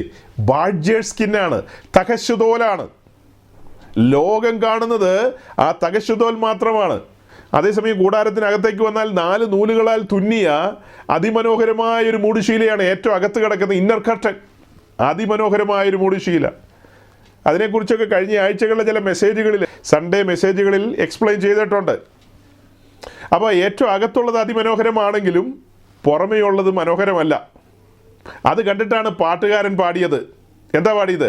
ജീവനത്തിന് വമ്പ് വേണ്ട, കാഴ്ചയുടെ ശോഭ വേണ്ട, കൂടാരത്തിൻ മൂടി പോലെ ക്രൂശിൻ നിറം മാത്രം മതി. ജീവനത്തിൻ വമ്പു വേണ്ട, കാഴ്ചയുടെ ശോഭ വേണ്ട. ജീവനത്തിൻ വമ്പു വേണ്ട, കാഴ്ചയുടെ ശോഭ വേണ്ട. കൂടാരത്തിൻ മൂടി പോലെ ക്രൂശിൻ നിറം മാത്രം മതി. കൂടാരത്തിൻ മൂടി പോലെ ക്രൂശിൻ നിറം മാത്രം മതി. അതിമനോഹരമായൊരു പാട്ടാണ്. സമാഗമന കൂടാരത്തെ മുൻനിർത്തിക്കൊണ്ട് സാധു കൊച്ചുകുഞ്ഞു ഉപദേശി ഇടയാറം മുളയ്ക്കലുള്ള തൻ്റെ ഭവനത്തിൻ്റെ തട്ടിൻപുറത്ത് കിടന്ന് എഴുതിയ പാട്ടാണ്. തൻ്റെ മകൻ്റെ മരണത്തോടുള്ള ബന്ധത്തിൽ പിന്നത്തേതിൽ എഴുതിയ പാട്ടാണ്. ജീവനത്തിൻ വമ്പു വേണ്ട, കാഴ്ചയുടെ ശോഭ വേണ്ട, കൂടാരത്തിൻ മൂടി പോലെ ക്രൂശിൻ നിറം മാത്രം മതി. ക്രൂശിൻ്റെ നിറം അങ്ങനെ ആകർഷിക്കപ്പെടുന്ന ഒന്നല്ലെന്നേ. ക്രൂശിൻ്റെ നിറം അത്ര മനോഹരമല്ല, അത്ര ആകർഷിക്കത്തക്ക നിലയിലുള്ളതല്ല. എല്ലാവർക്കും അതിലേക്ക് ആകർഷിക്കപ്പെട്ടു വരാനായിട്ട് കഴിയില്ല. ക്രിസ്തുവിൻ്റെ ജീവിതത്തെയായി പറയുന്നത്. ക്രിസ്തുവിൻ്റെ ജീവിതത്തെക്കുറിച്ച് എല്ലാവർക്കും അത്ര താല്പര്യമുണ്ടോ? ഒന്നുമില്ല. അതുപോലെ തന്നെയാണ് ഒരു പുതിയ നിയമ ക്രിസ്ത്യാനിയുടെ ജീവിതം. ബാഹ്യാലങ്കാരങ്ങൾക്കൊന്നും ഒരു പ്രാധാന്യമില്ല. അവൻ യാത്രക്കാരനാണ്. അവൻ ചുട്ടുപഴുത്ത മണലാരണ്യത്തിലൂടെ നടന്നു പോയിക്കൊണ്ടിരിക്കുകയാണ്. ശീതക്കാറ്റും ഉഷ്ണക്കാറ്റും ഒക്കെ ഏറ്റവനിങ്ങനെ സിയോനെ ലക്ഷ്യമാക്കി പോയിക്കൊണ്ടിരിക്കുകയാണ്. യാത്രക്കാരൻ, പരദേശിയായവൻ. അവനൂടെ ശേഷം മനുഷ്യരെ പോലെ അണിഞ്ഞൊരുങ്ങാനും തലകുത്തി നിൽക്കാനൊന്നും അവന് സമയമില്ല. അവനെ കാത്തിരിക്കുന്ന പ്രതിഫലങ്ങൾ, കിരീടങ്ങൾ, ഉന്നതമായ പദവി, കുഞ്ഞാടിൻ്റെ കാന്തി എന്ന നിലയിൽ അലങ്കാരങ്ങളുണ്ടെന്നേ ഒരു സത്യക്രിസ്ത്യാനിക്ക് അലങ്കാരങ്ങളുണ്ട്. അത് ബാഹ്യ അലങ്കാരങ്ങളല്ലെന്ന് മാത്രം, ആന്തരികമായ അലങ്കാരങ്ങളാണ്. നമുക്ക് ലഭിക്കപ്പെട്ടിരിക്കുന്ന നീതിയുടെ വസ്ത്രം, ഉത്സവ വസ്ത്രം, ആ രക്ഷാവസ്ത്രം, അതിൽ വിശേഷപ്പെട്ട പൊൻകസവ് കൊണ്ടുള്ള ചിത്രത്തൈലുള്ള പണികളൊക്കെയുണ്ട് അതിനകത്ത്, അല്ലേ? വിശേഷപ്പെട്ട ചിത്രത്തൈലുകൾ, പൊൻകസവിൻ്റെ പണികൾ. അതുപോലെ തന്നെ വിശുദ്ധാലങ്കാരങ്ങളുണ്ട്. വിശുദ്ധീകരിക്കേണ്ട കാര്യങ്ങളാണ്. വിശുദ്ധാലങ്കാരങ്ങളുണ്ട്. അതൊന്നും പുറമേയല്ലെന്ന് മാത്രം, അതൊക്കെ അകമയാണ്. പുറമേയുള്ളവൻ നാൾക്ക് നാൾ ക്ഷയിക്കപ്പെടണമെന്ന് പ്രസംഗിക്കുന്ന ഉപദേശിയുടെ പെമ്പിള തന്നെ ജോയി ആൽക്കാസി പോയി കഴുത്ത് നീട്ടി വെച്ച് കൊടുക്കുകയാണ് ഒന്ന് തുളച്ചേക്കാൻ. പുറമേ ഉള്ളത് നാൾക്ക് നാൾ ക്ഷയിക്കണം അത്രേ. ഉപദേശിയുടെ പ്രസംഗമാണ്. പുൾപ്പിറ്റെല്ലാം ചവിട്ടി മറിച്ച് പുള്ളി അയ്യോ എന്നാ പ്രസംഗിക്കുന്നത്. എന്നിട്ട് കെട്ടിയോളയും കൊണ്ട് പോയേക്കുകയാണ് ഒന്ന് ചെറുതായിട്ടൊരു തുളച്ചേക്കാൻ. ഈ ശരീരം ബലിപീഠത്തിൽ വെച്ചതല്ല. അതുകൊണ്ടാണ് ഈ തുളയ്ക്കാൻ പോകുന്നത്. വെച്ചവർക്കത് സാധ്യമല്ല. ഇത് പറയുമ്പോൾ പിന്നെയും തെറ്റിദ്ധരിക്കരുത്. ഇതൊക്കെ ഉപയോഗിക്കുന്ന ആരോടും സജിപ്പാസ്റ്റർക്ക് വിരോധമില്ല. മെസ്സേജ് ഇങ്ങനെ തന്നെയായിരിക്കും പോകുന്നത്. മെസ്സേജ് ഇങ്ങനെ തന്നെ പോകും. ഇവിടെയൊക്കെ ഈ കഴിഞ്ഞ നാളുകളിൽ ആളുകൾക്ക് ഒത്തിരി തെറ്റിദ്ധാരണയും ഒക്കെ ഉണ്ടായ ഒത്തിരി വിഷയങ്ങളുണ്ട്. അതായത് ഇവിടുത്തെ വ്യവസ്ഥാപിത പെന്തിക്കോസ്തുകാർ ഈ പറഞ്ഞ സാധനമൊന്നും ഉപയോഗിക്കില്ലെന്ന് പറഞ്ഞ ആളുകളുടെ കയ്യിലുള്ള കുശുമ്പും കുന്നായ്മയും അസൂയയും കൂട്ടിക്കൊടുപ്പും ഇടപാടും ദ്രവ്യാഗ്രഹവും അത്യാഗ്രഹവും ഒന്നും ഇത് ഉപയോഗിക്കുന്ന പലരിലും ഇല്ലെന്നുള്ളതാണ് നഗ്നസത്യം. ഈ ഒരു ചെറിയ മാലയും കമ്മലൊക്കെ ഇട്ട് കിടക്കുന്ന എത്രയോ സഹോദരിമാരുമായിട്ട് എനിക്ക് അടുപ്പമുണ്ട്. തങ്കപ്പെട്ട സ്വഭാവത്തിനുടമകളാണ് പലരും. അതേസമയം ഇതൊക്കെ ഊരിപ്പറിച്ച് കളഞ്ഞിട്ട് നടക്കുന്ന പുള്ളിക്കാരികൾ പലതും എൻ്റെ ദൈവമേ പേടിയാവും, കട്ടിലടി കയറും ചിലതിൻ്റെയൊക്കെ പേരോർക്കുമ്പോൾ തന്നെ. അത്രയ്ക്കും ഭയങ്കര സംഭവങ്ങളാണ്. ഇതൊക്കെ ആരാണ്ട് പണ്ടെങ്ങാണ്ട് പറഞ്ഞതിൻ്റെ പേരിൽ ഊരിപ്പറിച്ച് കളഞ്ഞതാന്നേ. എന്നാൽ ഇതൊന്നും അറിഞ്ഞിട്ടും കേട്ടിട്ടൊന്നും അല്ല പല പുള്ളിക്കാരികൾ ഇതൊക്കെ ഊരിപ്പറിച്ച് വന്നത്. ഹൃദയത്തിൻ്റെ പിടച്ചൽ കൊണ്ട് എനിക്ക് എൻ്റെ കർത്താവിനോട് അനുരൂപയാകണം എന്നുള്ള വെമ്പലിലൊന്നുമല്ല. ഉഴുതുമറിക്കപ്പെട്ടിട്ടില്ലെന്നേ. ഉഴുതുമറിക്കപ്പെടാത്ത പുള്ളിക്കാരികളാണ് ഇതെല്ലാം ഊരിപ്പറിച്ച് കളഞ്ഞിട്ട് കിടക്കുന്നത് ദൈവനാമം ദുഷിക്കപ്പെടുവാനായിട്ട്. എനിക്കറിയാവുന്നൊരു സഹോദരിയുണ്ട്. ആ സഹോദരി ഒരു ഹോസ്പിറ്റലിലെ അറ്റൻഡർ, സർക്കാർ ഹോസ്പിറ്റലിലെ അറ്റൻഡറാണ്. ആ ഹോസ്പിറ്റലിൽ ഞാൻ നമ്മുടെ ഒരു സഹോദരൻ ഓപ്പറേഷൻ കഴിഞ്ഞ് കിടക്കുമ്പോൾ അവനെ കാണാനായിട്ട് ചെല്ലുകയാണ് സർക്കാർ ഹോസ്പിറ്റലിൽ. അപ്പോൾ ഈ പെന്തിക്കോസുകാരി അതിൽ നടന്നു പോവുകയാണ്. അവൾ ഓപ്പറേഷൻ തിയേറ്ററിലെ പ്രധാനപ്പെട്ട പുള്ളിക്കാരിയാണ്. അവിടുത്തെ നഴ്സുമാരുടെയും ഡോക്ടർമാരുടെയും അടുത്ത ആൾ തന്നെയാണ്. കൈക്കൂലി മേടിക്കുന്ന കാര്യത്തിൽ അവൾ മിടുക്കുകയാണ്. അവൾ കാതുമില്ല കഴുത്തുമില്ലാതെ നടക്കുന്ന നടപ്പ് കണ്ടു കഴിഞ്ഞാൽ, ആ നാട്ടിൽ അത്യാവശ്യം നാക്ക് വളച്ചു കഴിഞ്ഞാൽ പറയുന്ന ഭാഷ കേട്ട് കഴിഞ്ഞാൽ, ദൈവമേ, മനുഷ്യന്മാർ ഓടുന്ന വഴി കാണില്ല. ഞാൻ മനസ്സിൽ ഓർക്കാറുണ്ട്, ദൈവമേ, ഇതിനൊക്കെ ആരെങ്കിലും ഒരു 100 ഗ്രാമിൻ്റെ മേടിച്ചു കൊടുത്ത് തൂക്കി ഇടിപ്പിച്ചുകൊണ്ട് നടക്കുകയാണെന്നെങ്കിൽ വിശ്വാസി സമൂഹത്തിന് തലയെടുപ്പോടെ നടക്കാമായിരുന്നല്ലോ എന്ന്. ഈ പറയപ്പെട്ട ഇവിടുത്തെ വ്യവസ്ഥാപിത പെന്തിക്കോസ് സമൂഹം എന്ന് പറയുന്ന ക്ലാസിക്കൽ പെന്തിക്കോസിൻ്റെ സാക്ഷ്യമില്ലായ്മ നിമിത്തമാണ് പിന്നത്തേതിൽ അനേക ശുശ്രൂഷകന്മാരും അനേക പ്രിയപ്പെട്ടവരും ചാരമില്ലെന്നേ, ഇവരെക്കാളൊക്കെ എത്രയോ ഭേദമാണ് നമ്മളെന്നുള്ള സ്വയനീതീകരണത്തിലേക്ക് അവരെത്തുക. കാരണം അവർ നോക്കുമ്പോൾ ഈ കൈക്കൂലി മേടിക്കുന്നു, ചീത്തത്തരങ്ങൾ പറയുന്നു, വെടക്കായ കാര്യങ്ങൾ ചെയ്യുന്നു, അങ്ങനെയൊക്കെ ചെയ്യുന്ന ഒരാളുടെ കാര്യം ഞാനൊരു റാൻറ്റം എടുത്തുകൊണ്ട് വന്നതാണ്. എല്ലാവരും അങ്ങനെയാണെന്നല്ല, അങ്ങനെയുള്ള ധാരാളം പേരുണ്ടെന്നേ. മുന്നമേ ഞാനൊരു മെസ്സേജിൽ പറഞ്ഞ് നിങ്ങൾ ഓർക്കുന്നുണ്ടോ? ഞാൻ വിശ്വാസ വഴിയിലേക്ക് വരുന്നതിന് മുമ്പ് ഒരു ബിസിനസ്സുകാരനായിരുന്നു. അപ്പോൾ ആ സമയത്ത് ഞാനൊരു പുതിയ ഫാക്ടറി വെച്ചിട്ട് അതിലേക്ക് എനിക്ക് ഇലക്ട്രിസിറ്റി വേണം. എനിക്ക് 1 കിലോമീറ്റർ 3 ഫേസ് ലൈൻ വലിക്കണം, ട്രാൻസ്ഫോമർ വെക്കണം, വലിയ ട്രാൻസ്ഫോമർ വെക്കണം, അവിടേക്ക് വലിയൊരു ട്രാൻസ്ഫോമർ വെക്കണം. ഈ പറഞ്ഞ കാര്യങ്ങളൊന്നും തൽക്കാലം നടപടിയാകാതെ ഞാനിങ്ങനെ കറങ്ങിക്കൊണ്ടിരിക്കുകയാണ്. ഞാൻ മുന്നമേ ഒരു മെസ്സേജിൽ അത് പറഞ്ഞിട്ടുണ്ട്. ഏതാണ്ട് 10 മാസക്കാലമാണ് ഞാൻ പമ്പരം പോലെ കറങ്ങിയത്. ചില്ലറ കറക്കമല്ല അത്.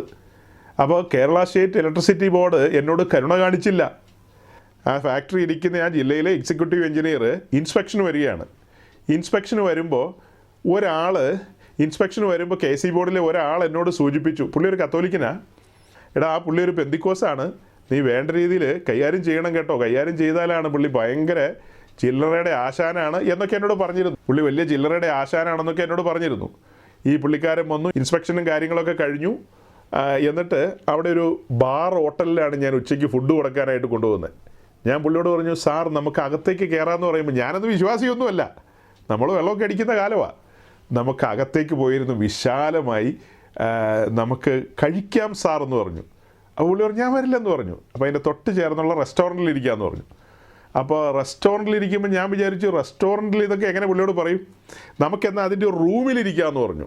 റൂമുണ്ടല്ലോ, നമുക്കിവിടെ പൊതുവായിട്ടിരുന്നാൽ മതി എന്ന് പറഞ്ഞു. അപ്പം ഞാൻ പുള്ളിയോട് ആവുന്ന പറയുന്നുണ്ട്, ഒരു ചെറിയ ബിയറെങ്കിലും.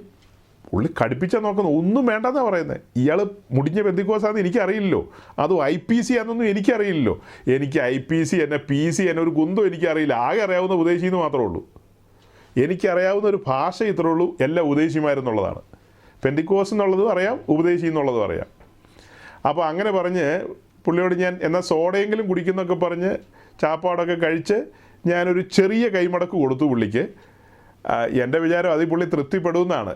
പക്ഷെ പിന്നെ ഞാൻ അറിഞ്ഞതുണ്ടല്ലോ, എൻ്റെ ഫയലിൽ പുള്ളി ഇൻഡു മാർക്ക് ഇട്ട് വെച്ചു. എനിക്ക് ലൈനും ഇല്ല, ട്രാൻസ്ഫോമറും ഇല്ല, ഒന്നുമില്ല.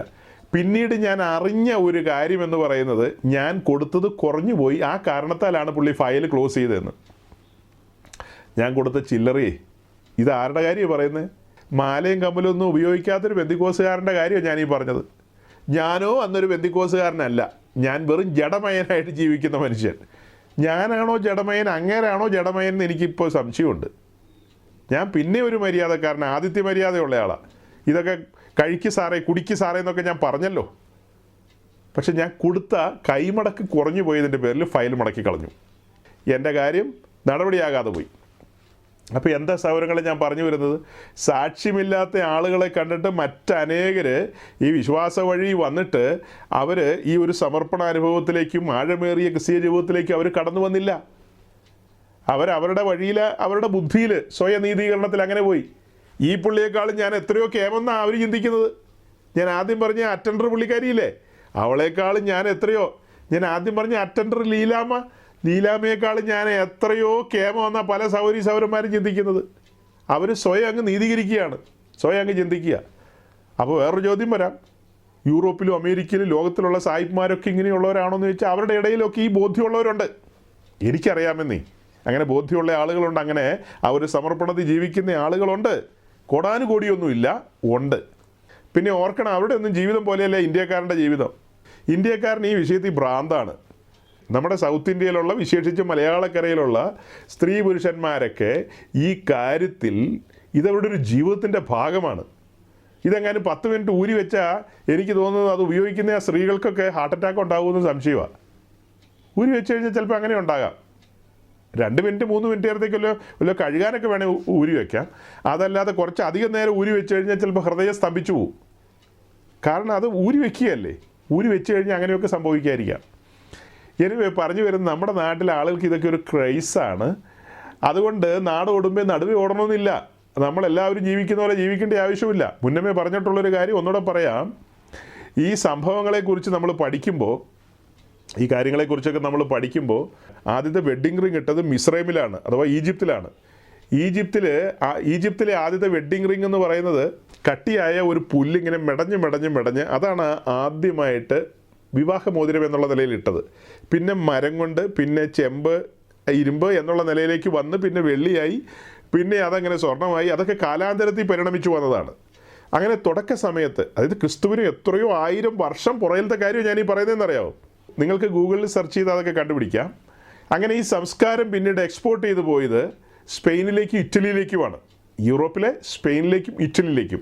അവിടെ നിന്ന് യൂറോപ്പിലെമ്പാടും ഇത് പടർന്നു. വെഡ്ഡിങ് റിംഗ് എന്ന് പറയുന്നൊരു കൺസെപ്റ്റ് തന്നെ യൂറോപ്പിൽ വളരെ സീരിയസ് ആയിട്ട് പിന്നീട് ജനം അതങ്ങ് ഏറ്റെടുത്തൊരു കാര്യമാണ്. അത് ക്രിസ്തുവിന് മുമ്പുള്ള കാര്യമായി പറയുന്നത്. കാലാന്തരത്തിൽ അത് ലോകം മുഴുവനും സ്പ്രെഡായി. അപ്പോൾ അതിനൊരു തുടക്കം ഉണ്ടെന്നായി പറഞ്ഞു വന്നത്. അപ്പോൾ അതിൻ്റെ ഒരു തുടക്കം എന്ന് പറയുന്നത് ഇങ്ങനെയാണ് പല കാര്യങ്ങളും മുൻപോട്ട് പോകുന്നത്. അപ്പം ഞാൻ പറഞ്ഞു വന്നത്, ഇത് ഉപയോഗിക്കുന്നവരും ഉപയോഗിക്കാത്തവരും ഉണ്ട്. ഈ കാര്യങ്ങളെക്കുറിച്ച് പലർക്കും അറിയാത്തതുകൊണ്ടും ഇതിൻ്റെ ആഴങ്ങൾ മനസ്സിലാകാത്തത് കൊണ്ടുമാണ് പലരും ഈ കാര്യത്തിന് ഗൗരവം കൊടുക്കാത്തത്.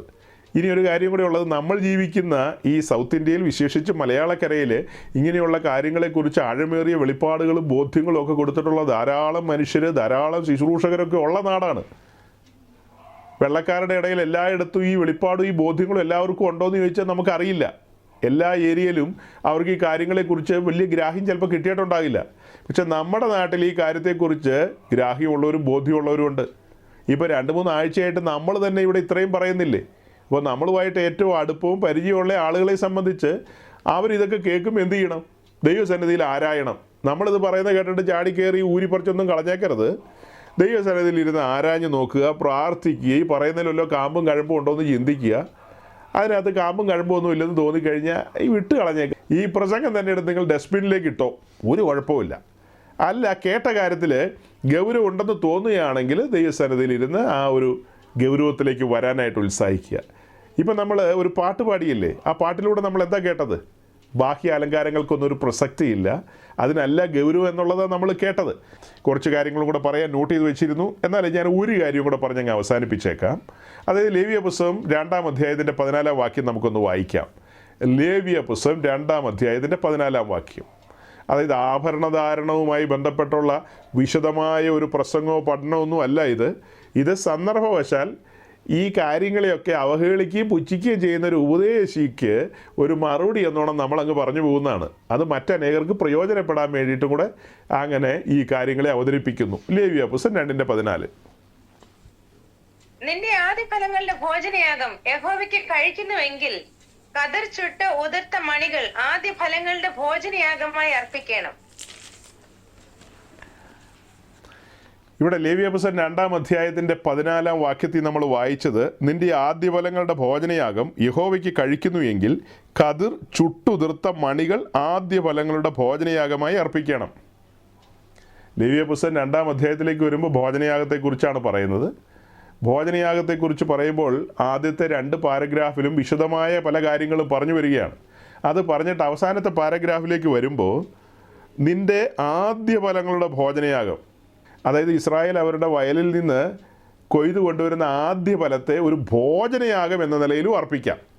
അങ്ങനെ അർപ്പിക്കുന്ന സമയത്ത് എന്ത് ചെയ്യണമെന്ന് ചോദിച്ചാൽ, കതിർ ചുട്ട് ഉതിർത്ത മണികൾ, അതായത് ഈ കറ്റ യാഗപീഠത്തിലെ തീയിലേക്ക് കാണിക്കുകയാണ്. അങ്ങനെ തീയിലേക്ക് കാണിച്ചു കഴിയുമ്പോൾ ആ ഗോതമ്പ് മണിയിലെല്ലാം തീച്ചൂടടിക്കുമ്പോൾ അതിനകത്ത് ചില പാടുകളുണ്ടാവുമല്ലോ. നമുക്ക് മനസ്സിലാകുന്നത് എന്താ? നെന്മണിയുടെ കാര്യം നമുക്ക് മനസ്സിലാകുന്നത്. നെൽക്കതിര് തീക്കകത്തേക്കൊന്ന് കാണിക്കുക എന്ന് വിചാരിച്ചോ. തീക്കകത്തൂടെ ഇങ്ങനെ കാണിച്ച് പുറത്തേക്ക് എടുക്കുമ്പോൾ അതിനകത്ത് ചില കറുത്ത പാടുകൾ പോലെ, ഇങ്ങനെ പാടുപോലെ, ചില പുള്ളിക്കുത്ത് പോലെ, ഇങ്ങനെ ചില പാടുകൾ പോലെ അതിനകത്ത് വരും. ചില പാടുകൾ പോലെ വരും. അതായത് സ്വർണ്ണവർണ്ണ നിറമാണ്, അതിനകത്ത് ഇങ്ങനെ ഈ ബ്ലാക്ക് ഡോട്ട്സ് പോലെ, ചില പുള്ളിക്കുത്ത് പോലെയുള്ള പാടുകൾ പോലെ ഇങ്ങനെ വരും. അത് ഉതിർത്തെടുത്ത് ദൈവസന്നിധിയിൽ സമർപ്പിക്കണം. അങ്ങനെയല്ലേ വായിച്ചേ? കതിർ ചുട്ട് ഉതിർത്ത് മണികൾ ആദ്യഫലങ്ങളുടെ ഭോജനയാഗമായി അർപ്പിക്കണം. അപ്പോൾ കതിർ ചുട്ട് അതിലെ മണികൾ ഉതിർത്തെടുത്ത് ദൈവസന്നിധിയിൽ ആദ്യഫലങ്ങളുടെ ഭോജനയാഗം എന്നുള്ള നിലയിൽ അർപ്പിക്കണം. ആദ്യഫലം എന്നുള്ളൊരു വിഷയം നമ്മൾ പഠിക്കുമ്പോൾ ആദ്യഫലം ആരായിട്ടാണ് നമ്മൾ പഠിച്ചിരിക്കുന്നത്? യേശുക്രിസ്തുവാണ് ആദ്യഫലം. മരിച്ചവരിൽ നിന്ന് ഉയർത്തെഴുന്നേറ്റ ആദ്യഫലം നമ്മുടെ കർത്താവ് യേശുക്രിസ്തുവാണ്. 1 കൊരിന്ത്യർ ലേഖനം 15:20 മുതൽ 23 വരെ വായിക്കുമ്പോൾ അവിടെ ഉണ്ട്, 20-ാം വാക്യത്തിലുണ്ട്. നമ്മുടെ കർത്താവ് യേശുക്രിസ്തുവാണ് ആദ്യഫലം. കർത്താവിൻ്റെ ജീവിതവുമായി ബന്ധപ്പെടുത്തിയാണല്ലോ നമ്മൾ ഭോജനയാഗം പറയുന്നത്.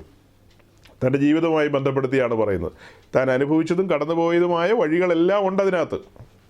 അതെല്ലാം വെച്ച് നമ്മുടെ കർത്താവ് യേശുക്രിസ്തു തീയുടെ അനുഭവത്തിലൂടെ കടന്നുപോയി. ഈ കറ്റ തീയിലൂടെ കാണിക്കണമെന്നല്ലേ വായിച്ചത്? ഈ കറ്റ തീക്കകത്ത് കാണിച്ച് ആ തീച്ചൂടേറ്റ് അത് ഉതിർത്തെടുത്ത് ദൈവസന്നിധിയിൽ അർപ്പിക്കണമെന്നുള്ളതാണ്. അതുപോലെ തന്നെയാണ് ആദ്യഫല കറ്റയായ നമ്മുടെ കർത്താവായ യേശുക്രിസ്തു തീയുടെ അനുഭവങ്ങളിലൂടെ കടന്നുപോയി. വിരൂപമാക്കപ്പെട്ട അനുഭവങ്ങൾ. അതിനെക്കുറിച്ച് നമ്മൾ മറ്റൊരു വാക്യം കൂടെ വായിച്ച് ആ കാര്യം പൂർത്തീകരിക്കും. അതായത് സെക്കരിയാവിൻ്റെ പുസ്തകം 13-ാം അധ്യായം, സഖറായ ചാപ്റ്റർ 13, സെക്കരിയാവ് 13-ാം അധ്യായം അതിൻ്റെ 6-ാമത്തെ വാക്യം. ഈ മുറിവുകൾ എന്തെന്ന് ചോദിക്കുന്നതിന് അവൻ, എന്നെ സ്നേഹിക്കുന്നവരുടെ വീട്ടിൽ വെച്ച് ഞാൻ അടികൊണ്ടതാകുന്നുവെന്ന് ഉത്തരം പറയും. അതെ, എന്നാൽ അവനോട് നിന്റെ കയ്യിൽ കാണുന്ന ഈ മുറിവുകൾ എന്ത് എന്ന് ചോദിക്കുന്നതിന് അവൻ, എന്നെ സ്നേഹിക്കുന്നവരുടെ വീട്ടിൽ വെച്ച് ഞാൻ അടി കൊണ്ടതാകുന്നു എന്ന് ഉത്തരം പറയും. നിന്റെ കയ്യിൽ കാണുന്ന ഈ മുറിവുകൾ അഥവാ ഈ പാടുകൾ, നിന്റെ കയ്യിൽ കാണുന്ന ഈ പാടുകൾ എന്തെന്ന് ചോദിക്കുമ്പോൾ എന്നെ സ്നേഹിക്കുന്നവരുടെ വീട്ടിൽ വെച്ച് ഞാൻ അടി കൊണ്ടതാന്ന് പറയുന്നു. എന്താ ഇതിൻ്റെ പശ്ചാത്തലം? നമ്മുടെ കർത്താവ് യേശുക്രിസ്തുവിൻ്റെ മഹത്വ പ്രത്യക്ഷതയിൽ തൻ്റെ സഭയും താനും ഒരുമിച്ച് ഈ ഭൂമിയിലേക്ക് വരുമ്പോൾ യഹൂദന്മാർ കുത്തിയമംഗലേക്ക് നോക്കും. ഏകജാതനെക്കുറിച്ചുള്ള വിലാപം പോലെ വിലാപം കഴിക്കുന്ന നിമിഷങ്ങൾ.